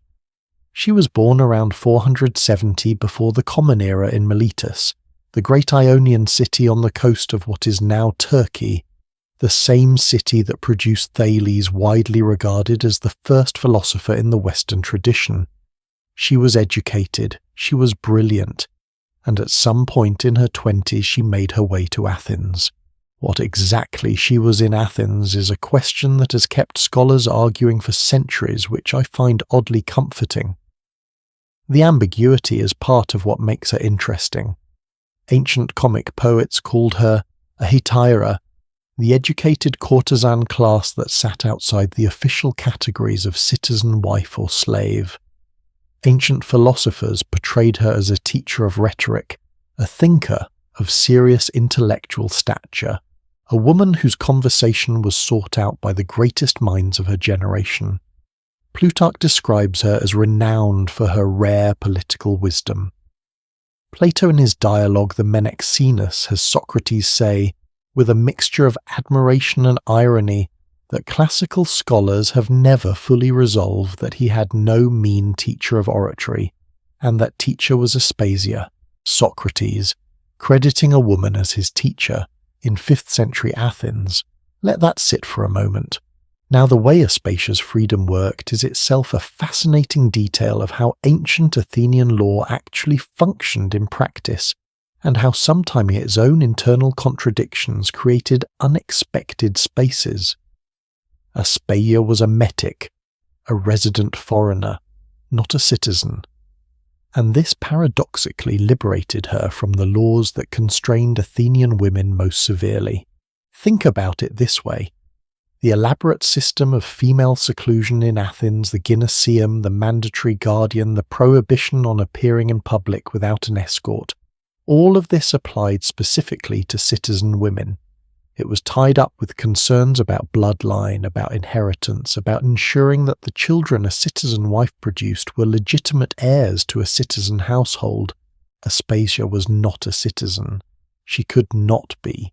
She had no legitimate Athenian bloodline to protect, no inheritance to secure, no civic identity to police. And so, in a society that watched its own women with extraordinary vigilance, she moved through Athens with a freedom that no Athenian-born woman of her social standing could access. She owned her own house. She ran her own salon. Men came to her not just for entertainment but for instruction. Plutarch records without any apparent sense of the absurdity that Socrates himself would sometimes go to visit her, bringing some of his followers with him, and that those who frequented her company would carry their wives with them to listen to her. The wives of respectable Athenian men, women who were normally kept carefully away from all male intellectual society, were being brought to the house of Aspasia to hear her speak. I genuinely cannot decide if that is more hilarious or more profound, probably both. Her connection to Pericles is the one that dominates the historical record, and rightly so, because it was by any measure extraordinary. Pericles was the most powerful man in Athens, perhaps the most powerful man in the entire Greek world during the height of the city's golden age. He had divorced his first wife, a conventional Athenian marriage, the sources suggest, without much warmth between them, and he had done something almost nobody expected. He had fallen in love with Aspasia, genuinely, profoundly in love. Plutarch, who was not above some gossip, describes Pericles kissing Aspasia every morning when he left the house, and every evening when he returned, a display of open public affection, so unusual for a man of his position that it became remarked upon across the city. Because Aspasia was not Athenian, they could not legally marry. This was partly because of a law that Pericles himself had championed years earlier, a law that restricted Athenian citizenship to those with two Athenian parents. The irony of being trapped by your own legislation is a particular kind of historical karma that I find deeply satisfying. So they lived together without legal marriage in a partnership that lasted until his death. Their son, also named Pericles, was initially excluded from citizenship by the law his own father had written. Only after Pericles' two legitimate sons died in the plague that devastated Athens did the assembly, out of pity for the great man, grant citizenship to his half-Milesian son. It was the one and only exception to a law that had stood for decades. Here is the question about Aspasia that I find most tantalizing, and it is one that historians have never been able to fully answer. How much of the golden age of Athens was actually shaped by her? Pericles' most celebrated speech, the funeral oration, which Thucydides preserved for us, and which has been called one of the greatest political speeches in all of recorded history, the speech in which Pericles defines what democracy means, and why it is worth dying for. Plato in the Menexenus attributes the authorship to Aspasia. Now the Menexenus is a complicated dialogue. Plato's doing several things at once, including some heavy irony. Most scholars do not take it as literal historical fact that Aspasia wrote the speech word for word, but here is what they do take seriously: the idea that Pericles had a teacher of rhetoric, that this teacher was Aspasia, and that her influence on his thinking and his speaking was real and significant. Socrates himself said so in a dialogue that Plato chose to write down and preserve. Plutarch said so. Xenophon said so. A woman who could not vote in Athens, who could not enter the assembly, who had no legal standing as a citizen, and her words may have echoed through the greatest speech in the history of the city that denied her existence. If that does not give you chills, I am not sure what will. Of course, and this is the part that reveals something painful and true about how history works, her prominence came at a cost. The comic poets of Athens, men like Aristophanes, were merciless. They mocked her in plays performed before thousands of Athenian citizens. They insinuated things about her character, her work, her relationship with Pericles. They blamed her without a shred of evidence for causing the Peloponnesian War, the most catastrophic conflict in Greek history. As if the complex web of imperial politics and long-standing rivalry between Athens and Sparta could be reduced to one woman's scheming. There is a law at work here that I think we should name directly. When a woman exercises power in a society that has decided women should not have power, that power is almost always described as corrupting, as manipulative, as dangerous, not as intelligence, not as leadership, as influence, the word used when you want to acknowledge that someone changed things without acknowledging that they had the right to change things. Aspasia influenced Pericles. She influenced Socrates. She was not described as their colleague or their equal.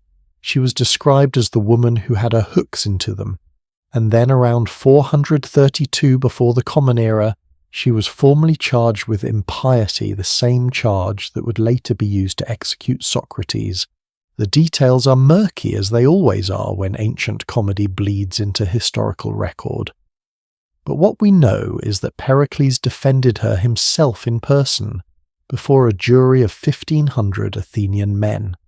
And Plutarch records something that I find one of the most human details in all of ancient history, that Pericles wept during the defense. The man who was famous for his cold political brilliance, the man who was described as the Olympian for his godlike composure, he wept. She was acquitted. Can I ask you something personal here? When you think about the women we've been talking about across this whole story, the girl who laid her toys at Artemis's feet, the wife who held the keys to the storeroom, the women on the hillside at the Thesmophoria, the Pythia in the smoke and the vapours, and now Aspasia in her salon teaching the man who taught the man who changed Western philosophy. Does it feel like one story or many stories? To me it feels like one enormous conversation that the ancient world was having with itself very quietly about what women were capable of. And the answer it kept arriving at, no matter how hard it tried to suppress the evidence, was everything. But I want to be honest with you about the limits of Aspasia's story as a symbol, because it is tempting to look at her and say, see, it was possible. See, a woman could transcend the system. See, intelligence and beauty and wit could buy freedom. And yes, for Aspasia they could, at a price, within limits. And only because she was not Athenian, only because the system that would have most constrained her did not technically apply to her in the same way it applied to the women born inside it. What about the women who were born inside it? What about the citizen wives who came to Aspasia's house and listened, and then went home to their gynoeceum and their looms and their carefully managed seclusion? Did they go home, changed? Did they carry something of what they had heard back into the walls of their households? Did the conversations Aspasia had the ideas she set in motion leak through the city in ways that the male-authored record never documented? I think they did. I believe they did, though I cannot prove it. Because the alternative, the idea that the women of Athens heard and saw and thought nothing of significance, that the gynoeceum was truly as empty as the law said it was, flies in the face of everything we have seen together tonight. The heterae are part of the story of ancient Greek women, not the whole story, not even the most important part, but a part that reveals something the official record keeps trying to obscure, that when women in ancient Greece were given access to education and intellectual life, they excelled at it. They did not just keep up, they taught the men. Aspasia taught Pericles. Pericles built Athens. The Athens he built produced Socrates, Plato, Aristotle. Aristotle tutored Alexander the Great, who carried Greek culture across the known world. Every link in that chain runs through a woman who is barely mentioned in the textbooks. And there is one more world we've not yet entered, a world that stood in almost complete contrast to the Athens we've been exploring. A place where women ran estates, trained their bodies, owned land, led armies in spirit if not in name, and where Aristotle himself looked at their freedoms and shuddered. We are talking about Sparta, of course, and the story of Spartan women, what they were permitted, what they were required, and why Aristotle thought it would bring civilization crashing down, is one of the most dramatic reversals in all of ancient history. That is exactly where we are headed right now. Somewhere around 480 before the Common Era, the year the Persian army of Xerxes marched into Greece, burning cities and forcing city-states to make impossible choices, a 9-year-old girl was sitting in a room in Sparta while one of the most powerful men in the Mediterranean world tried to bribe her father. His name was Aristagoras of Miletus, and he had come to Sparta with maps, promises, and a very large sum of money. He wanted King Cleomenes to join him in a revolt against Persia. He laid out the military case, then he laid out the financial case, naming numbers that climbed higher and higher as the king's expression remained unmoved. And there, seated beside her father, was Gorgo, 9 years old, watching, listening. At some point Aristagoras, exasperated, switched tactics and whispered to the king, apparently forgetting or not caring that the girl was still in the room. The king leaned toward the offer, and Gorgo said, "Father, you had better go away, or the stranger will certainly corrupt you." Cleomenes looked at his daughter, then he stood up and left. Aristagoras left Sparta without his alliance. That 9-year-old girl would grow up to become the Queen of Sparta, the wife of the legendary Leonidas, the mother of his heir, and she would spend her entire life being exactly what that one childhood moment already showed.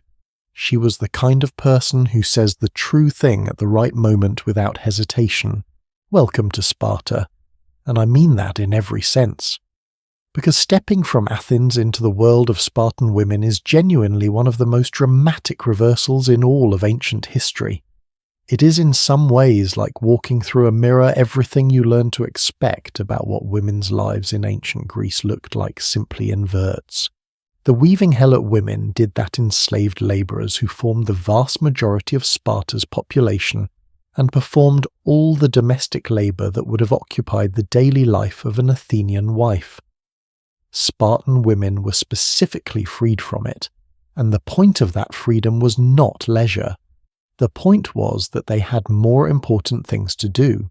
The gynoeceum, the inner rooms, the enforced seclusion, the walls within walls. No such thing in Sparta. Spartan women moved through public space. They exercised outdoors. They competed. They argued with men in the agora. They offered opinions on military decisions. They were expected, actively encouraged to be strong, assertive, and present.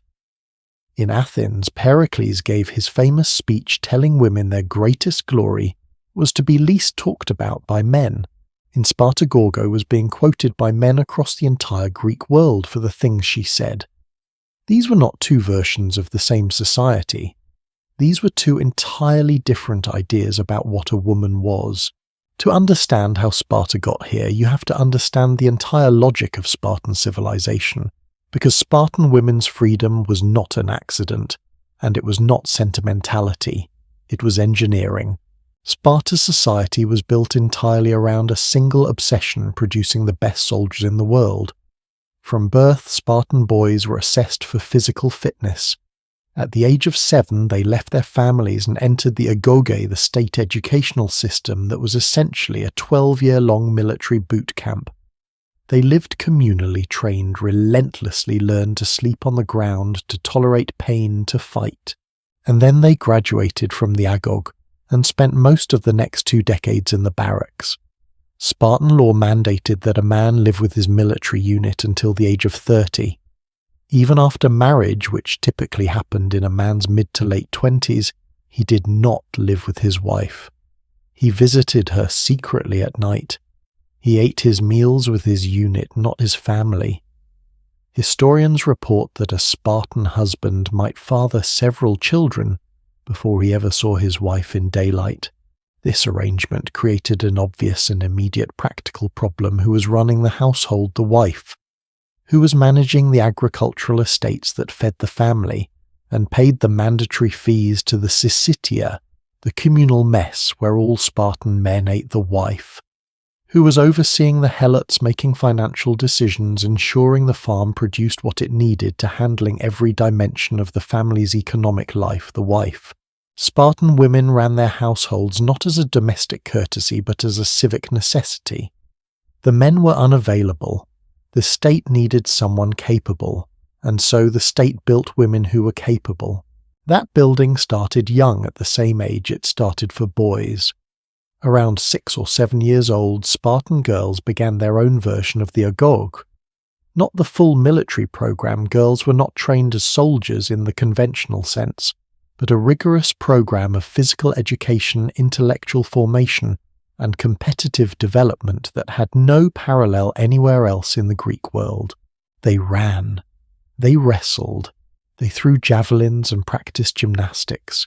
They danced in religious choruses, not as decoration, but as training, the kind of precision, strength, and coordination that group athletic performance requires. They studied reading, writing, music, poetry. They competed with each other constantly because competition was how Sparta built excellence, and excellence was what the state required.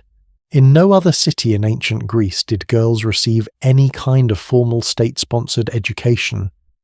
In Athens, a girl's education happened at home, informally focused on the domestic arts. In Sparta, there was an actual program, an institution, and when Spartan women exercised, they wore considerably less than women elsewhere in Greece.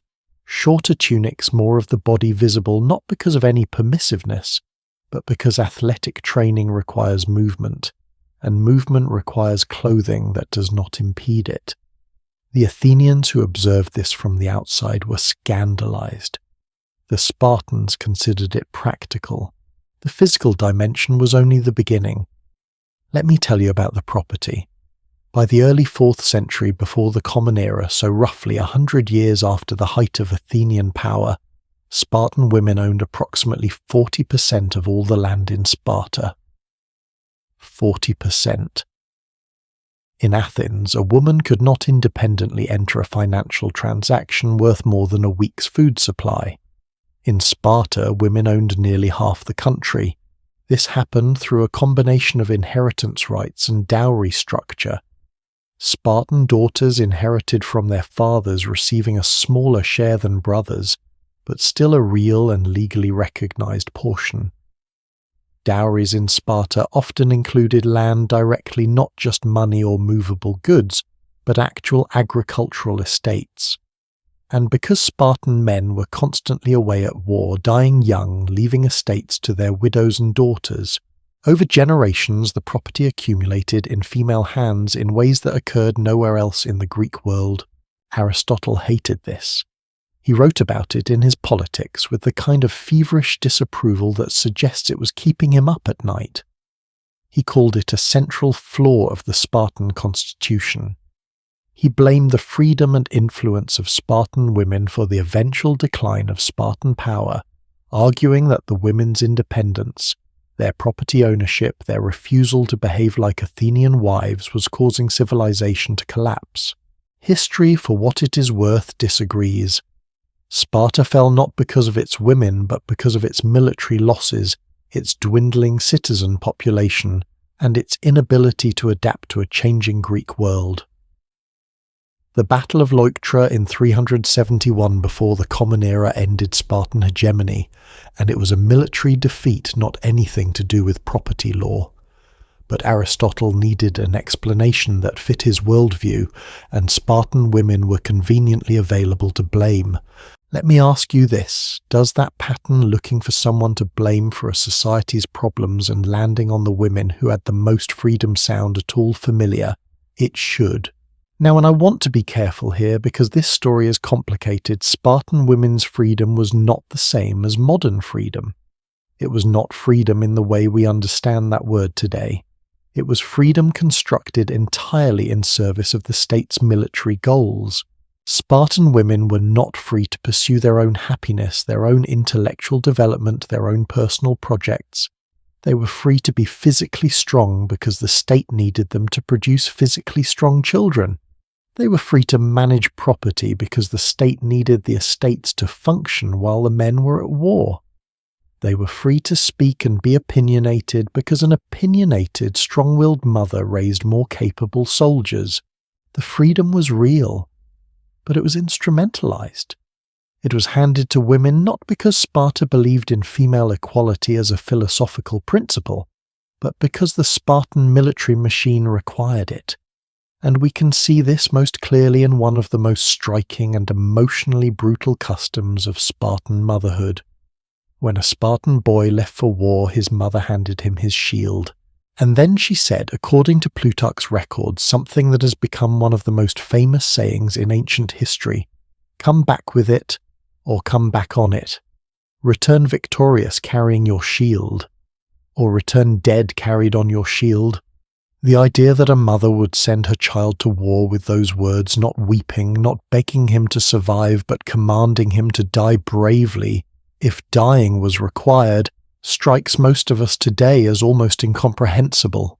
But in Sparta, a woman whose son died bravely in battle could walk through the city with her head held high. A woman whose son ran from the field was shamed. The emotional investment of Spartan motherhood pointed entirely outward toward the state, toward the military, not inward toward survival and personal love. This is freedom with a price tag. Always. And yet Gorgo. And yet the fact that she was in that room at 9 years old saying the true thing.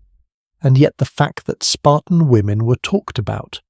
quoted, argued with, respected enough to be argued with, had names that survived, had wit that was recorded. Let me give you a few more quotes that Plutarch preserved, attributed to Spartan women, their names not always remembered, but their words sharp enough to last 2,000 years. A Spartan mother told that her son had been killed in battle said, "I bore him for this."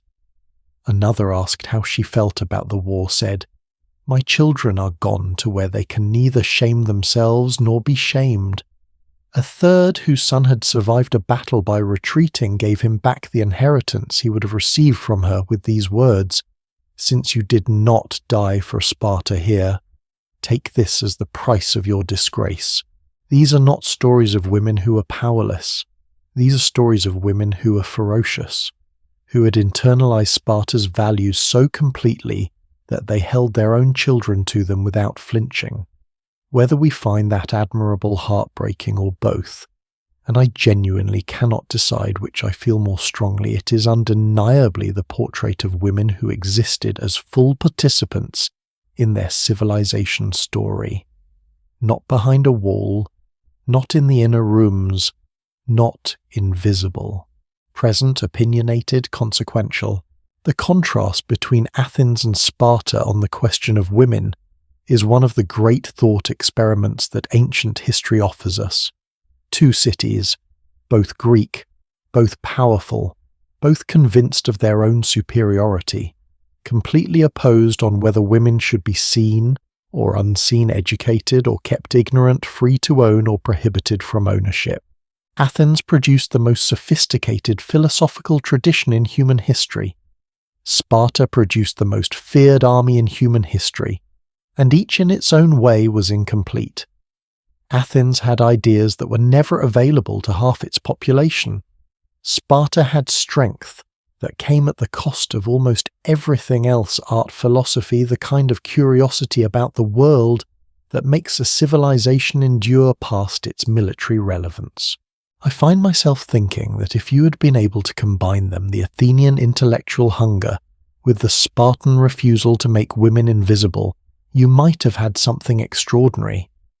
But history does not offer us combinations, it offers us what actually happened.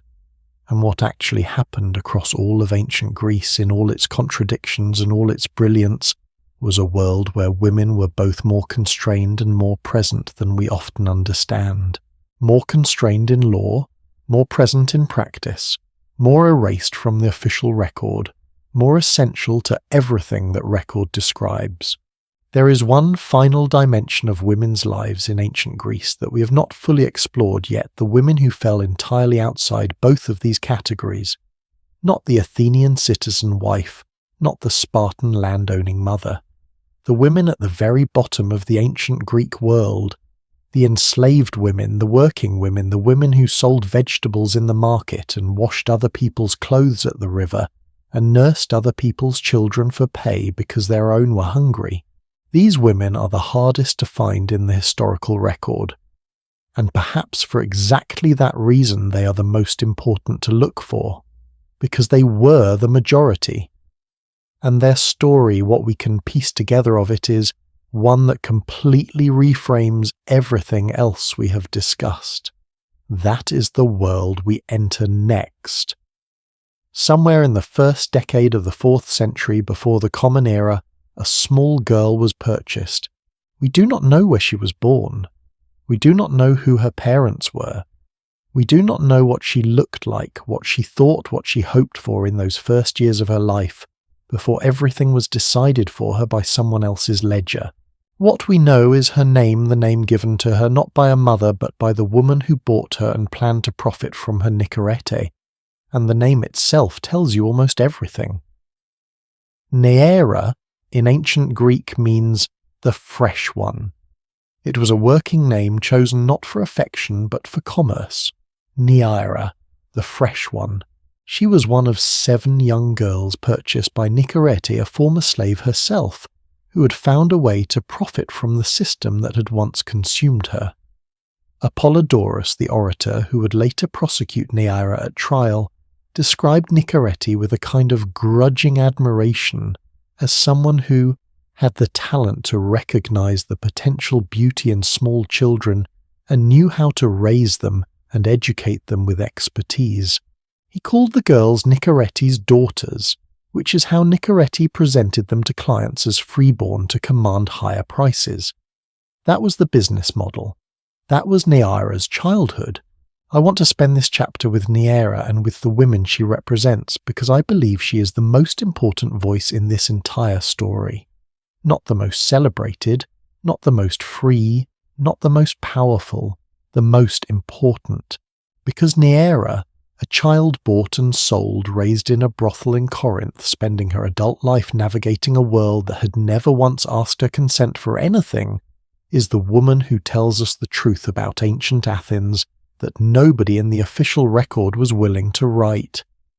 The philosophers wrote for citizens, the playwrights wrote for theatre audiences, the historians wrote for posterity. All of them, almost without exception, were writing for a world of men who had choices. Neaera had no choices, and so the account of her life preserved accidentally as collateral damage in a legal dispute that was really about something else entirely, is one of the most unflinching portraits of the underside of ancient Greek civilization that has survived. We know what we know about Neaera because of a court case. Somewhere between 343 and 340 before the Common Era, she was brought to trial in Athens by a man named Apollodorus. She was approximately 50 years old at the time. The charge was a graphizenias, an accusation that she had fraudulently claimed the rights of Athenian citizenship by living as the legal wife of an Athenian citizen named Stephanus. This was illegal. Non-Athenians could not marry Athenian citizens. If convicted, Neaera faced being sold back into slavery. But here is the thing that every scholar of this case emphasizes, and that I think deserves to be said clearly: the case was not really about Neaera.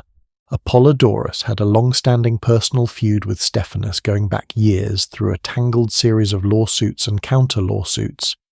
Neaera was not the target, she was the weapon. Attacking Stephanus through the woman he lived with, destroying her credibility, dragging the details of her life before 1,500 Athenian jurors was simply the most effective way to wound him. And so we have a speech that runs to over 100 sections, meticulously detailing the entirety of Neaera's life, assembled not out of any interest in her as a human being, but as ammunition. And Neaera herself, present in the courtroom in her 50s, listening to every word, was not permitted to speak a single syllable in her own defense. This was, remember, a society built on the principle that every important matter should be argued and decided through speech. And the woman at the center of the most important moment of her life stood in complete silence. What Apollodorus's speech inadvertently gives us is something extraordinary, the closest thing we have to a biography of a woman from the bottom of ancient Greek society. Not a philosopher's wife, not a priestess, not a citizen's daughter. A girl who was purchased, whose body was the asset, whose freedom was always conditional on someone else's permission. She was born by best estimates around 400 before the Common Era. Sold into Nicoretti's establishment when she was very young. By the time she reached early adolescence, Apollodorus records this with the particular cruelty of someone who wants the jury to be appalled she was already working in Nicoretti's brothel in Corinth. And then at some point in her early to mid-20s, something happened that Apollodorus presented as evidence of her depravity, but that I read as evidence of something entirely different. Two of her clients, men named Timonoridas and Eucrates, who'd been sharing joint ownership of her, offered her the chance to buy her freedom. The price was 20 minae, a substantial sum. The only way she could raise it was to ask for help from men who had known her. She wrote to her former clients, she asked, and they gave it to her. Not the full amount, she had to piece it together from multiple sources, and a man named Phrynion made up the final portion, which created its own terrible complications. But she raised the money, she bought herself back. I find that detail almost impossible to read without feeling something. Because what it tells us is not that these men were generous. The history of what happened next with Phrynion makes clear that their generosity came with expectations of continued access. What it tells us is that Neaira was working towards something. Even from inside a situation of almost total powerlessness, she was strategic. She was trying to get out. What happened after her freedom was messier as freedom so often is when it arrives incomplete. Phrynion brought her to Athens and, in Apollodorus's words, treated her without decency or restraint, taking her everywhere as a public possession, treating her freedom as a formality that changed nothing about his claim over her. She left him. That act, leaving a man who believed he owned her, required considerable courage and its own form of negotiation. She made her way to Megara.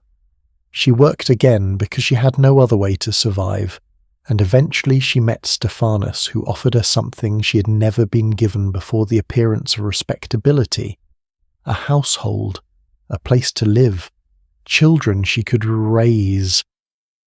Apollodorus describes all of this as corruption and deception.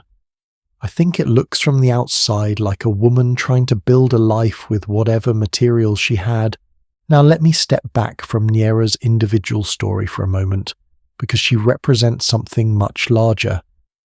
The women we have spent most of our time with in this journey, the Athenian citizen wife, the Spartan landowning mother, the priestess, the hetaira, the philosophically trained courtesan, all of these women different as they were shared. One thing, they are visible in the historical record.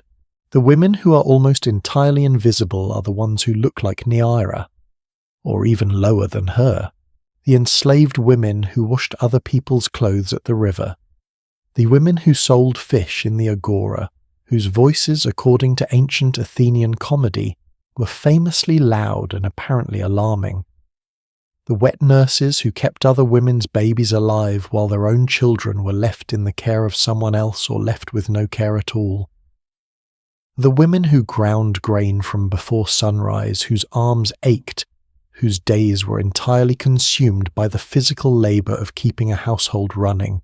These women were the majority of the female population in ancient Athens, not by a small margin, by a very large one. Athens in the classical period had a total population estimated by historians at somewhere between 150,000 and 300,000 people, depending on whose estimates you follow. Of that population, roughly 1/3 to 1/2 were enslaved. A significant proportion of those enslaved people were women, and the enslaved women of Athens, the ones who carried the water, tended the children, worked the looms under supervision, who could be sold without notice and had no legal protection for their own bodies or their own lives. These women appear almost nowhere in the sources. We catch glimpses. A decorated ceramic from the 5th century before the Common Era shows an enslaved woman at a market, her face turned slightly, carrying something. A grave inscription records the name of a nurse, just a first name, no family name, because she had no family name, who served a household for decades and was mourned apparently sincerely when she died. A fragment of comedy makes a joke about a laundress's smell. These fragments are all we have. Can I ask you something that I have been sitting with for most of this project? We talk about ancient Athens as the birthplace of democracy, as the origin of the idea that every person deserves a voice in how their community is governed, as the civilization that first articulated, however imperfectly, the principle that human beings should not be ruled by the arbitrary will of kings. And that is all true. But what happens to those ideas when we count who was actually included? In Athens, at the height of its democratic experiment, the full rights of citizenship, the ability to vote, to hold office, to speak in the assembly, belonged to adult male citizens. That group represented by most scholarly estimates somewhere between 10 and 20% of the total population.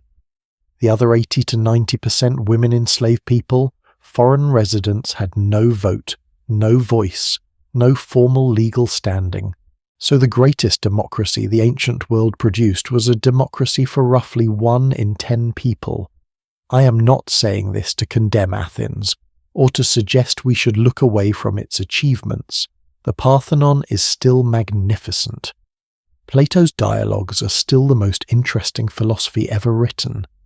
Euripides' plays still reach something true about human nature that has not aged a day. But I think we owe it to the women who hauled water and ground grain and sewed garments and raised other people's children and lived invisible lives in that brilliant city to say plainly that the glory of Athens was built on their labour and their exclusion simultaneously. There is one more detail from Neaera's story that I want to give you before we move on. At her trial, the outcome was never recorded. We do not know if she was convicted. We do not know if she was sold back into slavery or if she was allowed to continue living with Stephanus. The court record simply ends. After the trial, there is no further mention of Neaera in any source. She disappears into the silence that the ancient world maintained around the lives of women who had no power. And I think that silence, the way the historical record closes over her like water over a stone, is itself a fact worth holding on to.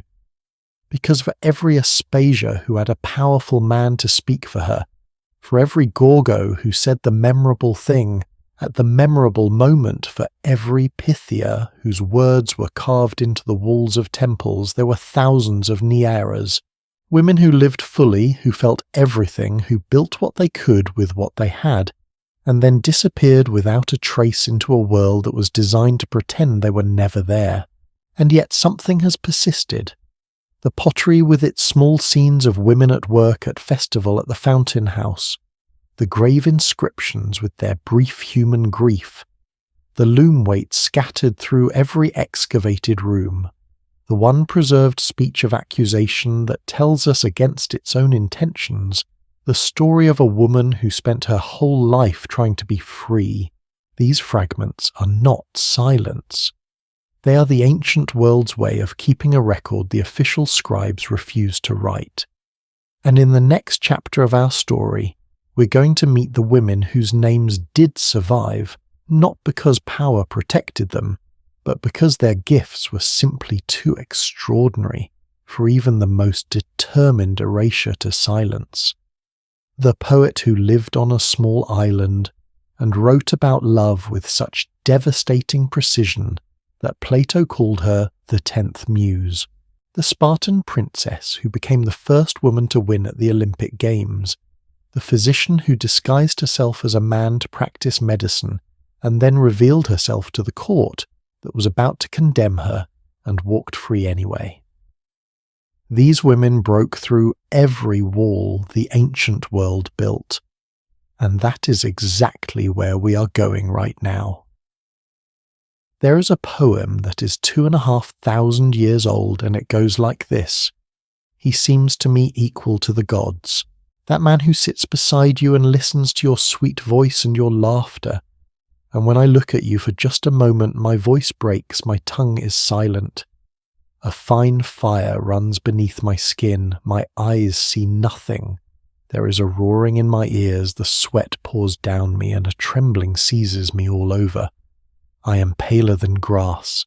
I seem almost dead. The woman who wrote this was born on a small Greek island called Lesbos, sometime around 630 before the Common Era. She had a daughter named Clace, and she loved her fiercely. She was exiled once for political reasons and returned. She had brothers whose affairs she worried about in verse, with the same frank, almost domestic concern she brought to everything else she wrote. She ran some kind of gathering of young women devoted to the cult of Aphrodite, though exactly what this was a school, a chorus, a religious circle historians have never been able to fully agree on. What everyone agrees on is this: she was Sappho, and she was and remains one of the greatest poets in the history of human language. Let me give you a sense of what that claim actually means. The ancient Greeks compiled what they considered a canon of 9 lyric poets, the 9 best lyric poets of all time in their estimation. Pindar was on this list. Alcaeus was on this list. Bacchylides was on this list. Every major male voice of Greek lyric poetry ranked and honoured and preserved. And then there was Sappho, the only woman on the list. Not as a courtesy, not as a token. Because when the scholars of Alexandria sat down to determine who the greatest lyric poets were, they could not honestly leave her off. Plato, the most rigorous philosophical mind of the ancient world, a man who was genuinely suspicious of poetry's power over the human soul, wrote of her in the Anthologia Graeca. Some say the Muses are 9, how careless. Look, there is Sappho too from Lesbos the 10th. The 10th muse. In a tradition that had 9 divine goddesses of inspiration, Plato invented a 10th category, specifically for a woman from a small Aegean island who wrote poems about desire. Solon of Athens, the great lawgiver, the founder of Athenian democracy, one of the 7 sages of ancient Greece, reportedly heard one of her songs being sung at a dinner party late in his life. When the song ended, he turned to the singer and asked them to teach it to him. When they asked why, he said, "So that I may learn it and then die. So that I may learn it and then die." Now here is the thing that makes Sappho's story so extraordinary and so quietly devastating. Of the 10,000 or so lines she's believed to have composed, ancient sources suggest her collected works filled 9 volumes. We have approximately 650 lines today. 650 lines out of 10,000. The rest is gone. Lost not in one catastrophic moment, but through centuries of slow, deliberate neglect. Her poem survived for several hundred years into the Common Era, being read, copied, sung, argued over. And then gradually they stopped being copied. The Church disapproved of her subject matter. Later centuries simply had other priorities. Manuscripts deteriorated and are not replaced. By the medieval period, Sappho existed primarily in the quotes other people had preserved when they wrote about her. In 1073 of the Common Era, Pope Gregory VII is said to have ordered her works burned in Rome and Constantinople. What we have now comes mostly from scraps. Papyrus fragments found in Egypt by archaeologists in the 19th and 20th centuries, folded into the covers of mummy cases used as packing material because no one thought they mattered anymore. Quotations preserved in other people's texts because some ancient grammarian needed an example of a particular metrical form and pulled a line from Sappho. In 2014, a new fragment surfaced, acquired by a private collector who allowed scholars to examine it. It gave us portions of 2 previously unknown or poorly known poems, one about her brothers, one about aging. Scholars around the world reacted with the kind of excitement that is usually reserved for discoveries of enormous historical consequence, because in a very real sense that is exactly what it was. Finding new words by Sappho after 2,000 years, do you ever think about what we have lost? Not just from her, but from all the women who wrote, who thought, who created in the ancient world, and whose work was simply not considered worth preserving. I think about it a lot. What survives of Sappho is enough to understand why all the fuss. Her poetry is unlike anything else from ancient Greece. Homer wrote of war and heroes. Pindar wrote of athletic glory and aristocratic achievement. The tragedians wrote of fate and divine punishment and the crushing weight of necessity. Sappho wrote about this, what it feels like to look at someone you love. She described the physical symptoms of desire, the voice breaking the sweat, the trembling, the roaring in the ears with such precise, unflinching accuracy that they do not feel like poetry at all. They feel like diagnosis. Like she sat down and decided to tell the truth about human emotion with the same rigor a scientist brings to observation. The Roman poet Catullus, writing 5 centuries after her, translated one of her poems almost word for word because he could not improve on it. The poet Horace credited her metrical innovations, which became known as Sapphic meter, as foundational to Latin lyric poetry.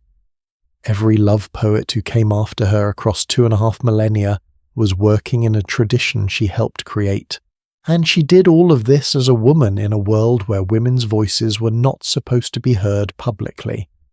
Where the greatest glory a woman could achieve, according to Pericles, was to be spoken of as little as possible. Sappho was spoken of across the entire Mediterranean world for 1,000 years. Let me now take you somewhere completely different. From the island of Lesbos to the plains of Olympia 500 miles to the southwest.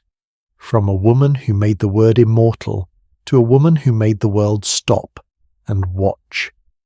The year is 396 before the Common Era.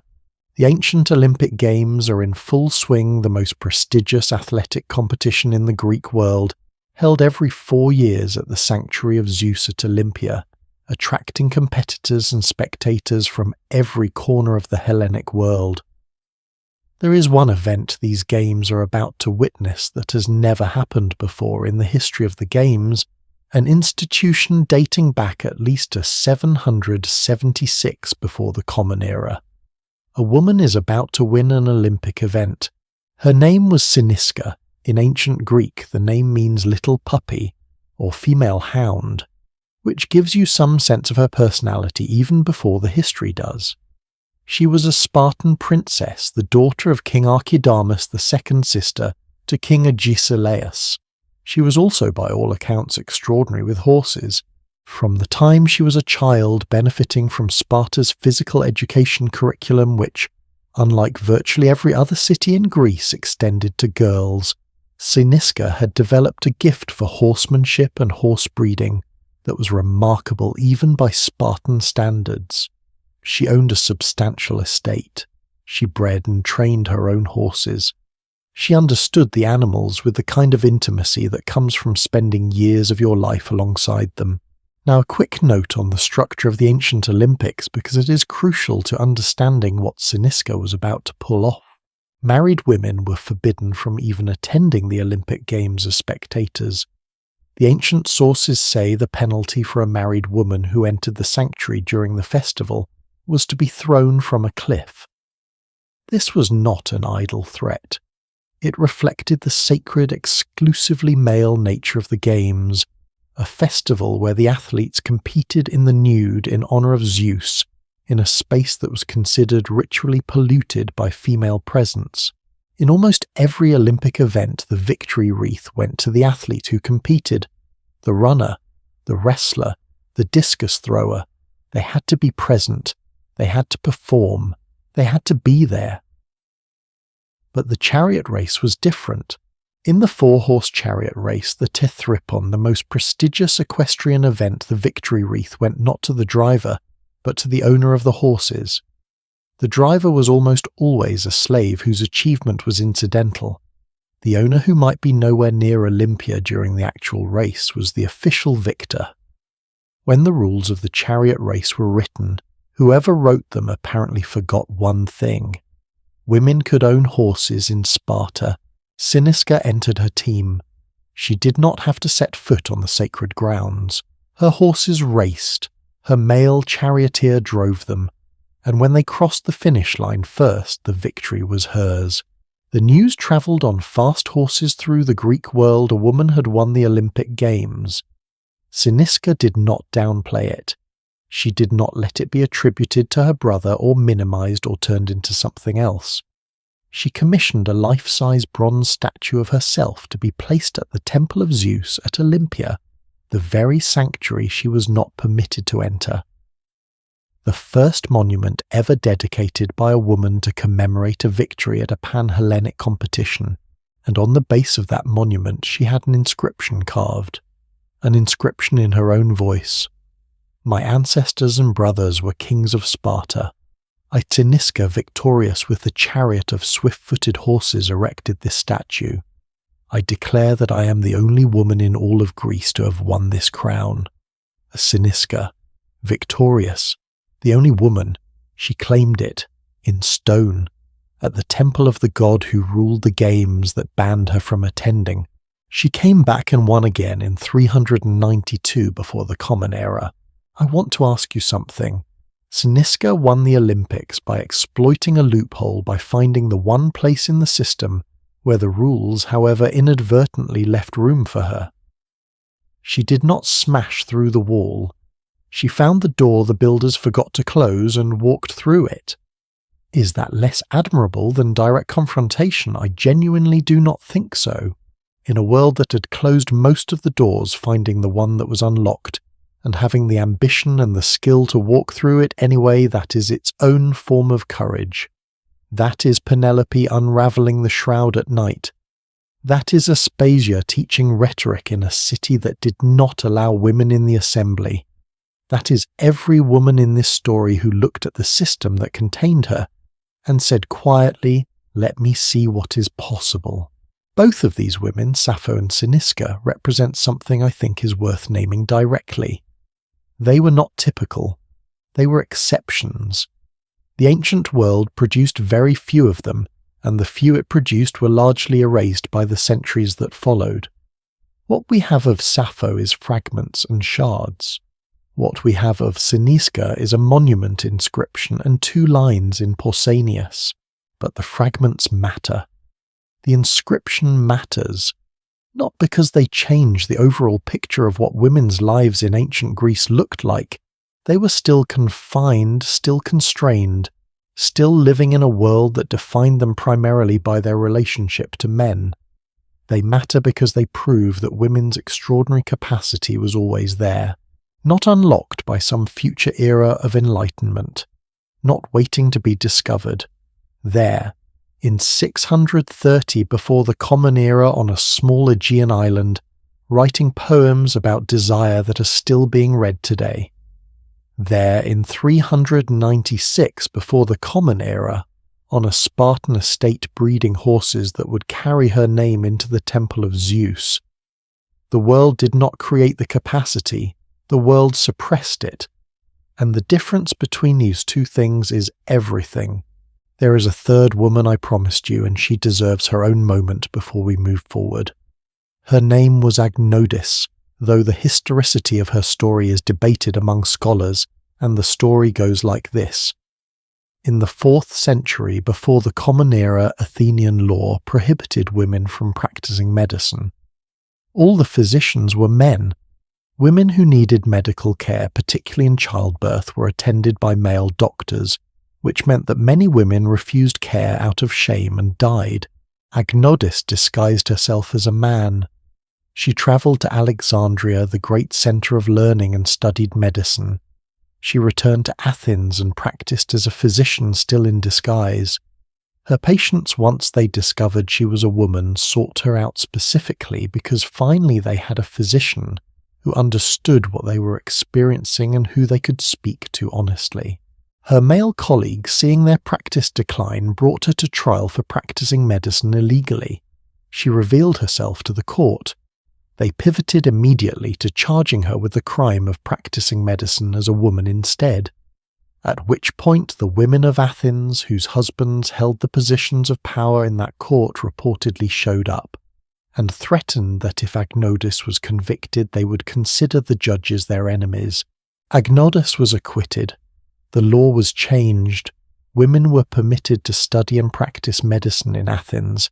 This story, as I said, is disputed. It may be legend rather than literal history. But what it preserves is something real, the understanding that women had knowledge and skill that the official system refused to recognize, and that sometimes somehow the system was forced to adjust. Sappho, Cyniska, Agnodis, 3 women who broke through, in different ways, by different means, in different corners of the ancient Greek world. And behind each of them, the invisible majority we've been thinking about throughout this journey, the women who did not break through, who could not who, wove their cloth and managed their households, and fetched their water, and lived their full human unrecorded lives inside a world that had decided they were not worth writing about. What we owe them, what I think history owes them, is not pity. They did not want pity. What we owe them is acknowledgement, the recognition that they were there, that they mattered, that the civilization we have spent all night admiring was built on their labour, their sustenance, their daily invisible competence.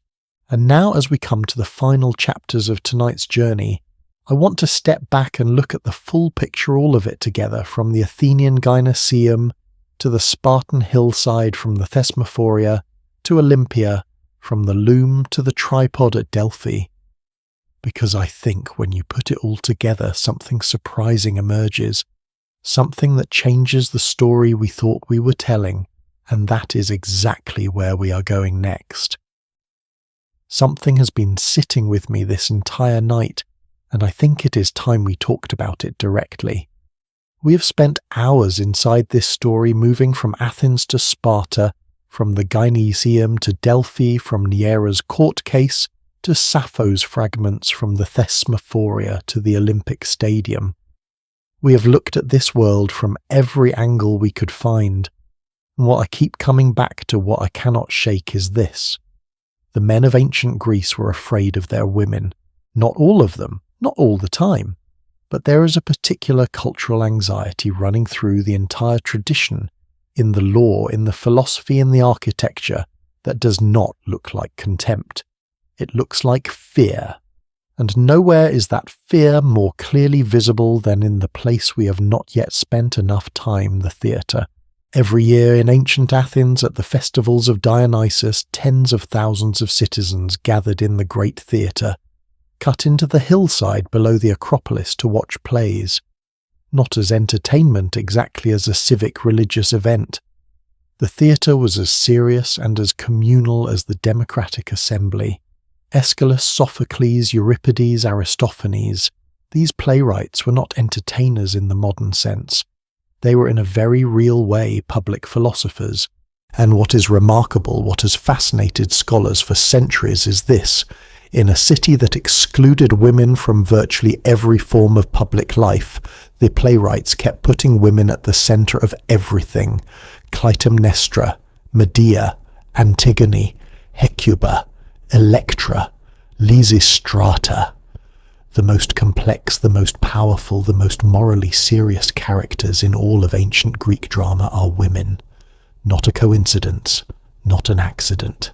Take Antigone first, because I think her story contains one of the most honest conversations ancient Greece ever had with itself about the relationship between individual conscience and power. The play was written by Sophocles, probably performed around 441 before the Common Era, during the absolute height of Athenian cultural achievement. The Parthenon was being built. Pericles was at the peak of his influence. Athens was the most confident it would ever be, and Sophocles put a young woman on the stage and gave her the most defiant speech in Greek literature. The situation, her brother Polynices had died fighting against the city of Thebes. The king Creon has declared that Polynices was a traitor and forbidden anyone from burying him, a catastrophic dishonour in ancient Greek culture, condemning the soul to eternal wandering. Antigone's sister Ismene counsels compliance. Follow the law, do not get killed over a corpse. Antigone goes out alone in the night and buries her brother anyway. When she is captured and brought before Creon, he demands to know if she deliberately defied his decree. "Yes," she says, "I knew. Did you expect I did not?" He argues that the state's law is supreme. She argues that there are laws older than the state's, the unwritten laws of the gods, the laws of human love and duty that no king can legislate away. She knows she will die for this.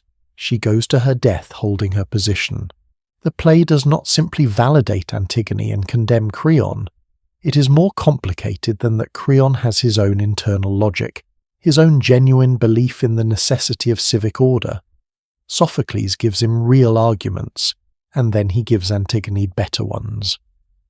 A man wrote this. A man in 5th century Athens, where real women were confined to their households. He sat down and wrote the most powerful moral argument in the play, and put it in the mouth of a young woman who refuses to be silent. Why? Consider Medea, performed by Euripides in 431 before the Common Era, The year the Peloponnesian War began, as it happens though that may or may not be relevant. Medea is a foreigner from Colchis at the far end of the Black Sea.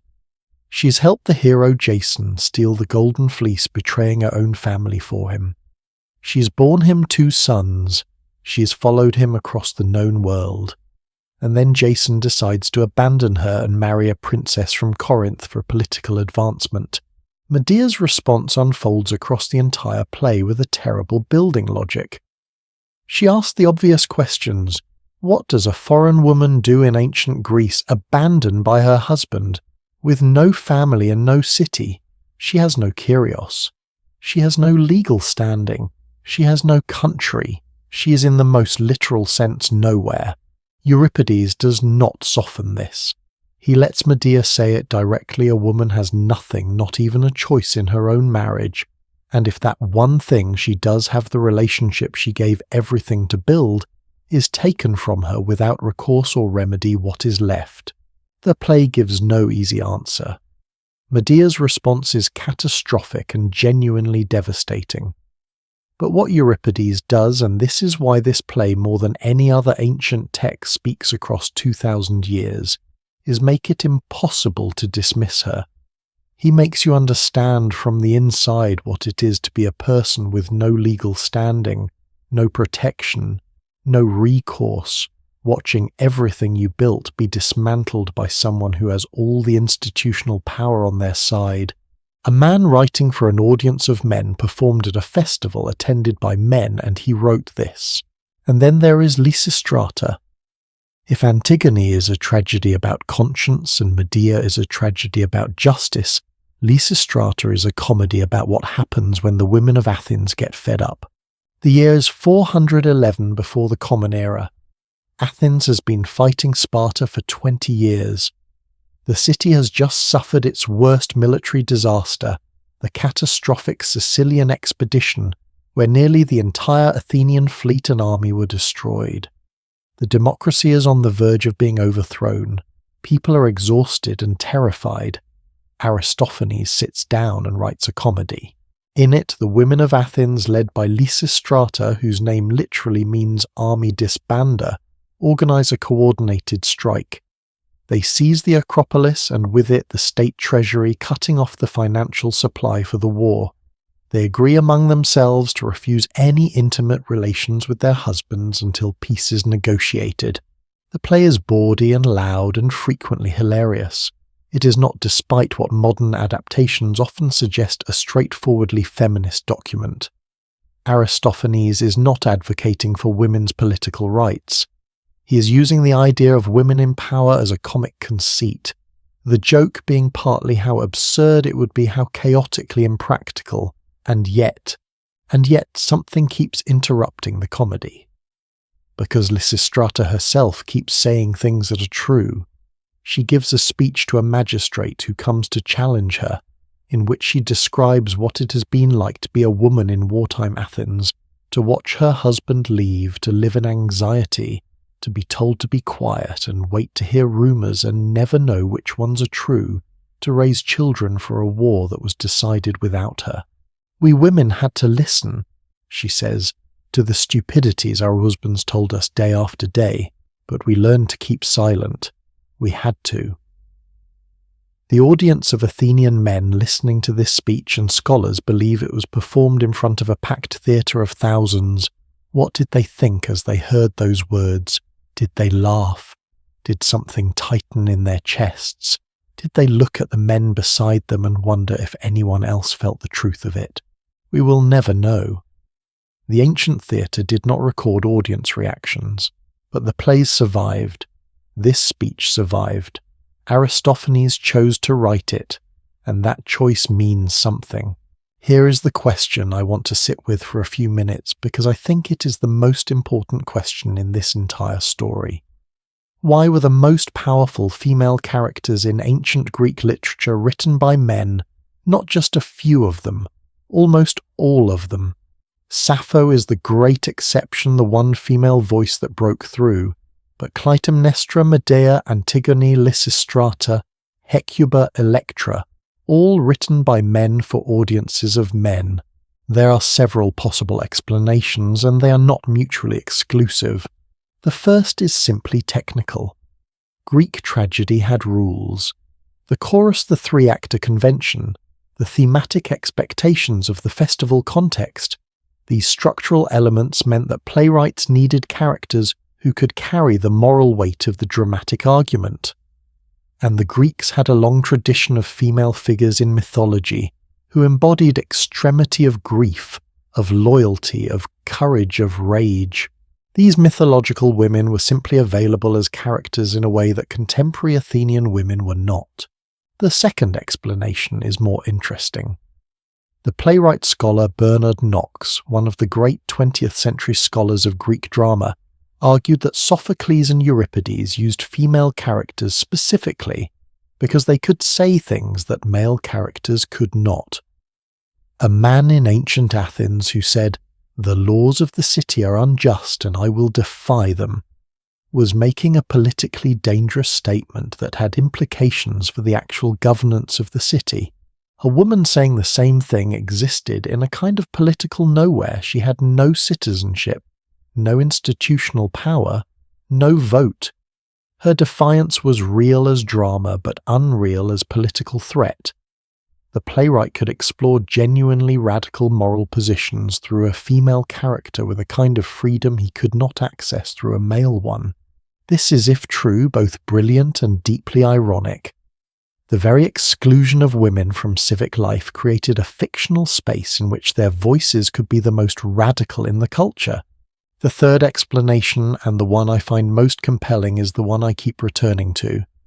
The men of ancient Athens knew at some level that their system was wrong, not in the articulate, philosophically structured way we might describe it today.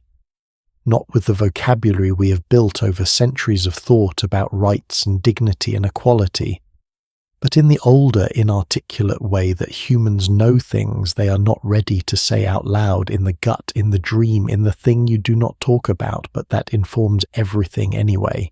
They built a city whose stated values were freedom, reason, and the examined life. And then they looked at the women in their households and felt, I think, the contradiction. And the theatre was where they processed it. The stage was the one place in Athens where a woman's voice could be heard by the entire city, where her suffering could be witnessed and acknowledged, where the questions her life raised about justice, about obligation, about what is owed to those who are confined could be asked out loud in front of thousands, without the answer having to be politically actionable. Antigone can bury her brother. The theatre can hold that image, and the next morning the real women of Athens still could not leave their houses without an escort. The plays were not a protest, they were not a solution. They were a holding space for a truth that the official record refused to contain. I think about this when I read modern scholarship on ancient Greek women, and there is a great deal of it, an enormous body of work that has grown substantially since the 1970s, when feminist scholars began taking this question seriously in a systematic way. What strikes me is how consistently the scholars find that the official story and the unofficial story diverge. Official Athens women are confined, silent, legally invisible, intellectually incapable. Actual Athens women managed complex households, built economic power through dowry and skill, networked through the fountain house, and through religious festivals exercised genuine influence over the men in their lives, through the intimacy of domestic life, raised the children who would inherit the city, and as the theatre demonstrates, occupied the imagination and the moral conscience of the culture in ways that no official document acknowledged. The archaeologist Lynn Foxhall put it this way: the ancient Athenian household was not simply a space of female subordination, it was a space of female competence. And competence, even when it is officially unacknowledged, has a way of generating its own authority. So here we are approaching the end of this long night's journey. And I want to ask you something that I have been building toward for hours. What does it mean for us now in our world that the civilization we consider the foundation of Western democracy systematically excluded half its population from civic life? What does it mean that the most celebrated ideas in that tradition, justice, freedom, the examined life, were developed in a context where women were legally invisible? And what does it mean that despite all of that, the women were there, that they built things, managed things, created things, thought things, and occasionally said things that have outlasted the empire their husbands built? I do not ask these questions to condemn Athens. I ask them because I think they are genuinely important. Because the gap between a civilization's stated values and its actual practice is not just a historical curiosity, it is a mirror. And what you see in a mirror depends on who you are and where you are standing. Before we reach our final chapter, the one where I want to pull everything together and talk about what all of this ancient history means for the world you're going to wake up into in the morning, there is one more thing I need to tell you. Something that happened at the very end of ancient Greece. Something that suggests the story did not simply end with the fall of Athens or the rise of Rome or the quiet disappearance of the classical world. Something about a woman named Hypatia who lived in Alexandria in the 4th century of the Common Era, who taught mathematics and astronomy and philosophy to crowds of students, men and women who came from across the Mediterranean world to hear her, who drove her own chariot through the streets of the city, who was eventually torn apart by a mob, and whose story, in its particular combination of brilliance, visibility and violent erasure, contains a summary of almost everything we've talked about tonight. That is our last stop before dawn, Alexandria, March 415 of the Common Era, 800 years after Pericles gave his funeral oration, 800 years after he told the widows of Athens that their greatest glory was to be spoken of as little as possible.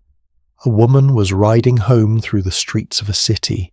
She was between 45 and 60 years old, depending on whose estimate you accept. She'd spent her entire adult life teaching mathematics, astronomy and philosophy to students who came from across the known world to learn from her pagans, Christians, wealthy officials, ambitious scholars. She had published commentaries on Euclid. She had worked alongside her father on interpretations of Ptolemy that became the standard texts for centuries. She had given public lectures that drew government officials seeking her counsel on matters of civic importance. She held the head of the Platonist school in Alexandria, the most intellectually prestigious position in the most intellectually prestigious city in the late Roman world. Her name was Hypatia. And on that spring morning a mob dragged her from her chariot, carried her into what had once been a temple and was now a church, and killed her. I'm going to tell you what happened because it is important. Not to dwell on the violence, I want to be careful here, but because the way Hypatia died tells us something that the way she lived cannot quite convey alone. The mob was led by a church lector named Peter, acting on behalf of Cyril, the Bishop of Alexandria. Cyril and the Roman prefect Orestes were in a bitter political struggle for control of the city. Hypatia was a friend and advisor to Orestes, a woman who drove her own chariot through Alexandria, who held public lectures attended by the most powerful men in the province, who counselled the man who was effectively the civil governor. Cyril's followers saw her as an obstacle. They spread the rumour that she was a witch, that her influence over Orestes was supernatural, that she used magic to prevent the prefect from reconciling with the bishop. What she was doing, of course, was philosophy, mathematics, astronomy, the patient daily work of trying to understand and teach the nature of things. But in March 415, that was apparently indistinguishable from witchcraft in the minds of the people who wanted her gone. The ancient historian Socrates Scholasticus, writing shortly after her death, and appalled by it, recorded what happened.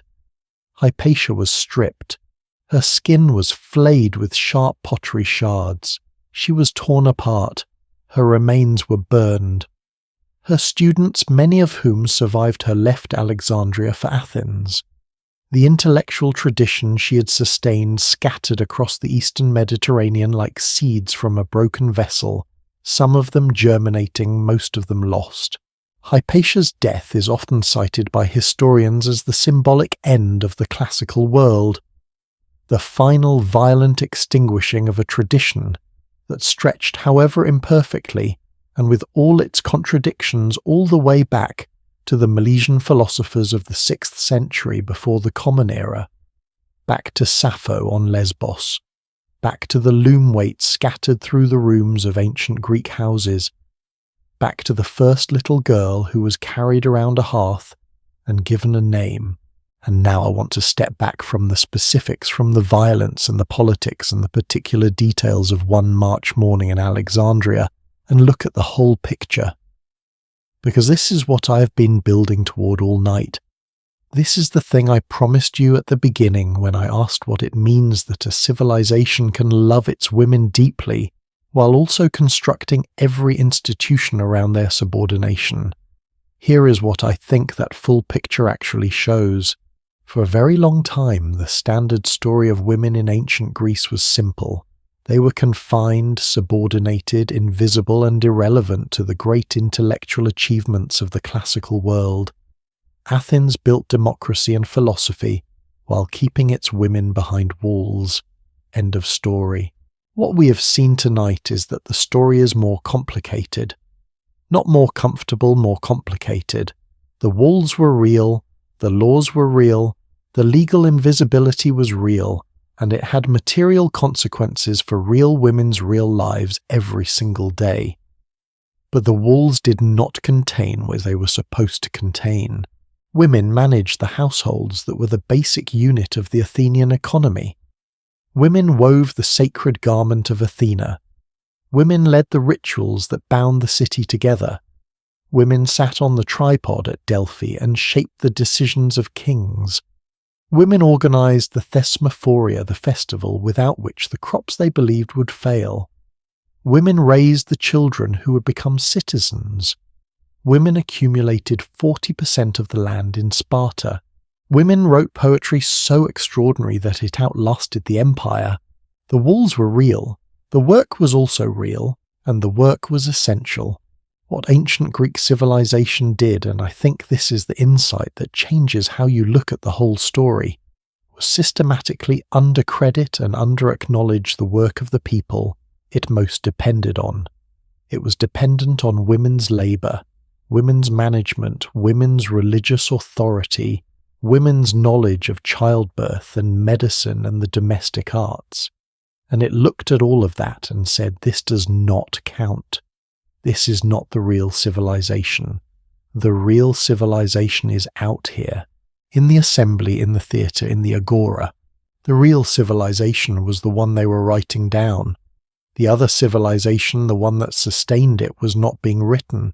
There is something Hypatia's story adds to this that I keep thinking about because it carries the thread forward from ancient Greece into the world we actually live in. Hypatia was not a Greek woman of the classical period. She lived 800 years later in a Roman Egypt that would have been almost unrecognizable to Pericles. The laws were different. The religion was different. The political structures were different. The specific forms of oppression were different, and yet the same basic pattern repeated. A woman who was brilliant, educated, publicly consequential. A woman whose visibility made her dangerous in the eyes of people who felt threatened by what she represented. A woman who was erased not through the slow, quiet erasure of being unrecorded, but through direct violent action. And then her students left, and the knowledge scattered. I think about how many times that pattern has repeated itself across human history.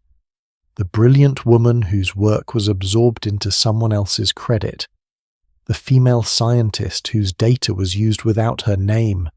The female philosopher whose ideas appear in male texts without attribution. The female teacher whose students went on to fame while she remained local, unnamed, forgotten. Not always through violence, sometimes just through the ordinary machinery of a world that decided over and over in 1,000 small ways that her contribution was less essential than his. So what do we actually learn from the women of ancient Greece? Not that they were victims, though some of them were. Not that they were heroes, though some of them were. Not that their world was simply cruel and ours is simply better, though in some important ways it is. What we learn, I think, is something about the relationship between systems and people. A system can define a person as invisible. It can write laws that deny their legal existence. It can build architecture that literally hides them from view. It can record its history without their names, and the people will still be there, doing the work, holding the keys, carrying the water, writing the poems, teaching the mathematics, making the decisions that keep the household alive and the crops growing, and the philosophical tradition burning in the dark. Systems can exclude. They cannot erase what is actually happening. The loom weights are there scattered through every room, telling us the weaving was everywhere. Sappho's fragments are there found in Egyptian mummy cases 2,000 years after she wrote them, still devastating in their precision. Cynisca's inscription is there still standing in the ruins of Olympia. I am the only woman in all of Greece to have won this crown. Gorgo's words are there preserved in Plutarch because we are the only women who give birth to real men. The fragments survived. The women left traces. Not because the official record kept them, it mostly did not, but because reality is more stubborn than the systems that try to organize it. And that is why tonight I wanted to spend all this time with these women. Not just because the history is fascinating, though it is. Not just because the paradoxes are intellectually interesting, though they are, but because I think there is something genuinely important in seeing the full picture, the official story and the unofficial one together. The ancient Greek world gave us democracy, philosophy, mathematics, tragedy, comedy, the foundations of Western medicine and astronomy and law. It also maintained with considerable energy the legal and social invisibility of more than half its population. Both things are true, and if you only know the first thing, you have a fundamentally incomplete understanding of what that civilization was. You also have a fundamentally incomplete understanding of what civilization is, of what it tends to do, which is to credit the people who define themselves as doing the important things and overlook the people who are actually making everything possible. I am not trying to make you angry. I am trying to make you see clearly, because I think clear sight is the beginning of everything. It is, if you trace it back far enough, actually, what all of those ancient Greek philosophers were trying to get at underneath all the marble and the heroics. The examined life, the willingness to look at the thing honestly and ask what is actually happening here, what is actually happening here. A civilization is always built by more people than it acknowledges. The question of who gets acknowledged, whose name gets carved in stone, whose words get written down, whose contribution gets included in the official story, that is a question with enormous consequences. For those who are left out, and for our understanding of what humanity is actually capable of. The women of ancient Greece were capable of everything: management, economics, philosophy, poetry, mathematics, astronomy, religious leadership, political counsel, athletic competition. Everything that was available to men, and everything that was not. Things like managing childbirth and running households and sustaining the religious rituals that kept a culture coherent. They did all of it. They did it with fewer resources, less legal protection, less public acknowledgement, and far less likelihood that anyone would record it for posterity. And somehow, despite all of that, enough of them left enough traces that we can sit here tonight 2,500 years later and piece together something of what their lives were like. Not everything, not enough, but something. The loom weights, the grave inscriptions, the pottery scenes, Sappho's fragments, Cynisca's monument, Gorgo's wit, Neaera's trial, the Thesmophoria, the Pythia's smoke, Aspasia's influence on the man who shaped Athens, Hypatia's students who scattered across the ancient world carrying pieces of the tradition she had kept alive, something, and I think that something matters. So before we close this chapter, before you drift off to sleep tonight, and let all of this settle into whatever part of the mind holds the things we have learned but not yet fully absorbed, I want to leave you with one last image. Somewhere in ancient Athens in the 4th century before the Common Era, a woman is sitting at a loom. We do not know her name. We never will. She was not a philosopher or a priestess or a princess. She was the wife of a citizen, or perhaps the enslaved woman who managed the household while the wife supervised, and she was doing what she did every day, which was turning raw fibre into cloth. The rhythm of the loom is steady and ancient. The shuttle moves back and forth. The threads interlock. Outside in the agora, men are debating the nature of justice. The Parthenon glows on the hill above. Somewhere a student is writing down something that Plato said. And in the Gymnasium the cloth grows longer. She will not be remembered. The cloth she makes will wear out and be discarded. No one will write her name down. She is doing the most ordinary thing in the world, but she's also keeping everything alive. The household that is the unit of the economy, the children who will inherit the city, the fabric of daily life that makes all the philosophy possible. She is the foundation beneath the floor that everyone else is standing on, having their important conversations about what matters. She matters. She was always there. She just was not always seen. That is our story for tonight. The everyday life of women in ancient Greece, the remarkable, contradictory, brilliant, brutal, sometimes beautiful world of the women who built everything the textbooks forgot to credit them for. Thank you for spending this night with me. Genuinely, I mean that. Staying with a story this long, this complex, this full of moments that ask you to sit with difficulty and ambiguity rather than easy answers, that takes a particular kind of attention, and I am grateful you brought it. If something from tonight has stayed with you, a name, an image, a question you want to keep thinking about, I would love to hear about it. Drop it in the comments. Tell me which woman you found most extraordinary, or which contradiction surprised you most, or whether there is someone we touched on briefly that you want to explore more deeply. And if this kind of storytelling, the long, patient, searching kind, the kind that tries to sit with history, honestly rather than just narrate it, if that is something you want more of, then please do subscribe. There are so many stories still to tell, so many worlds still to walk through together in these hours when the day is done and the mind is quiet and the imagination is ready to travel.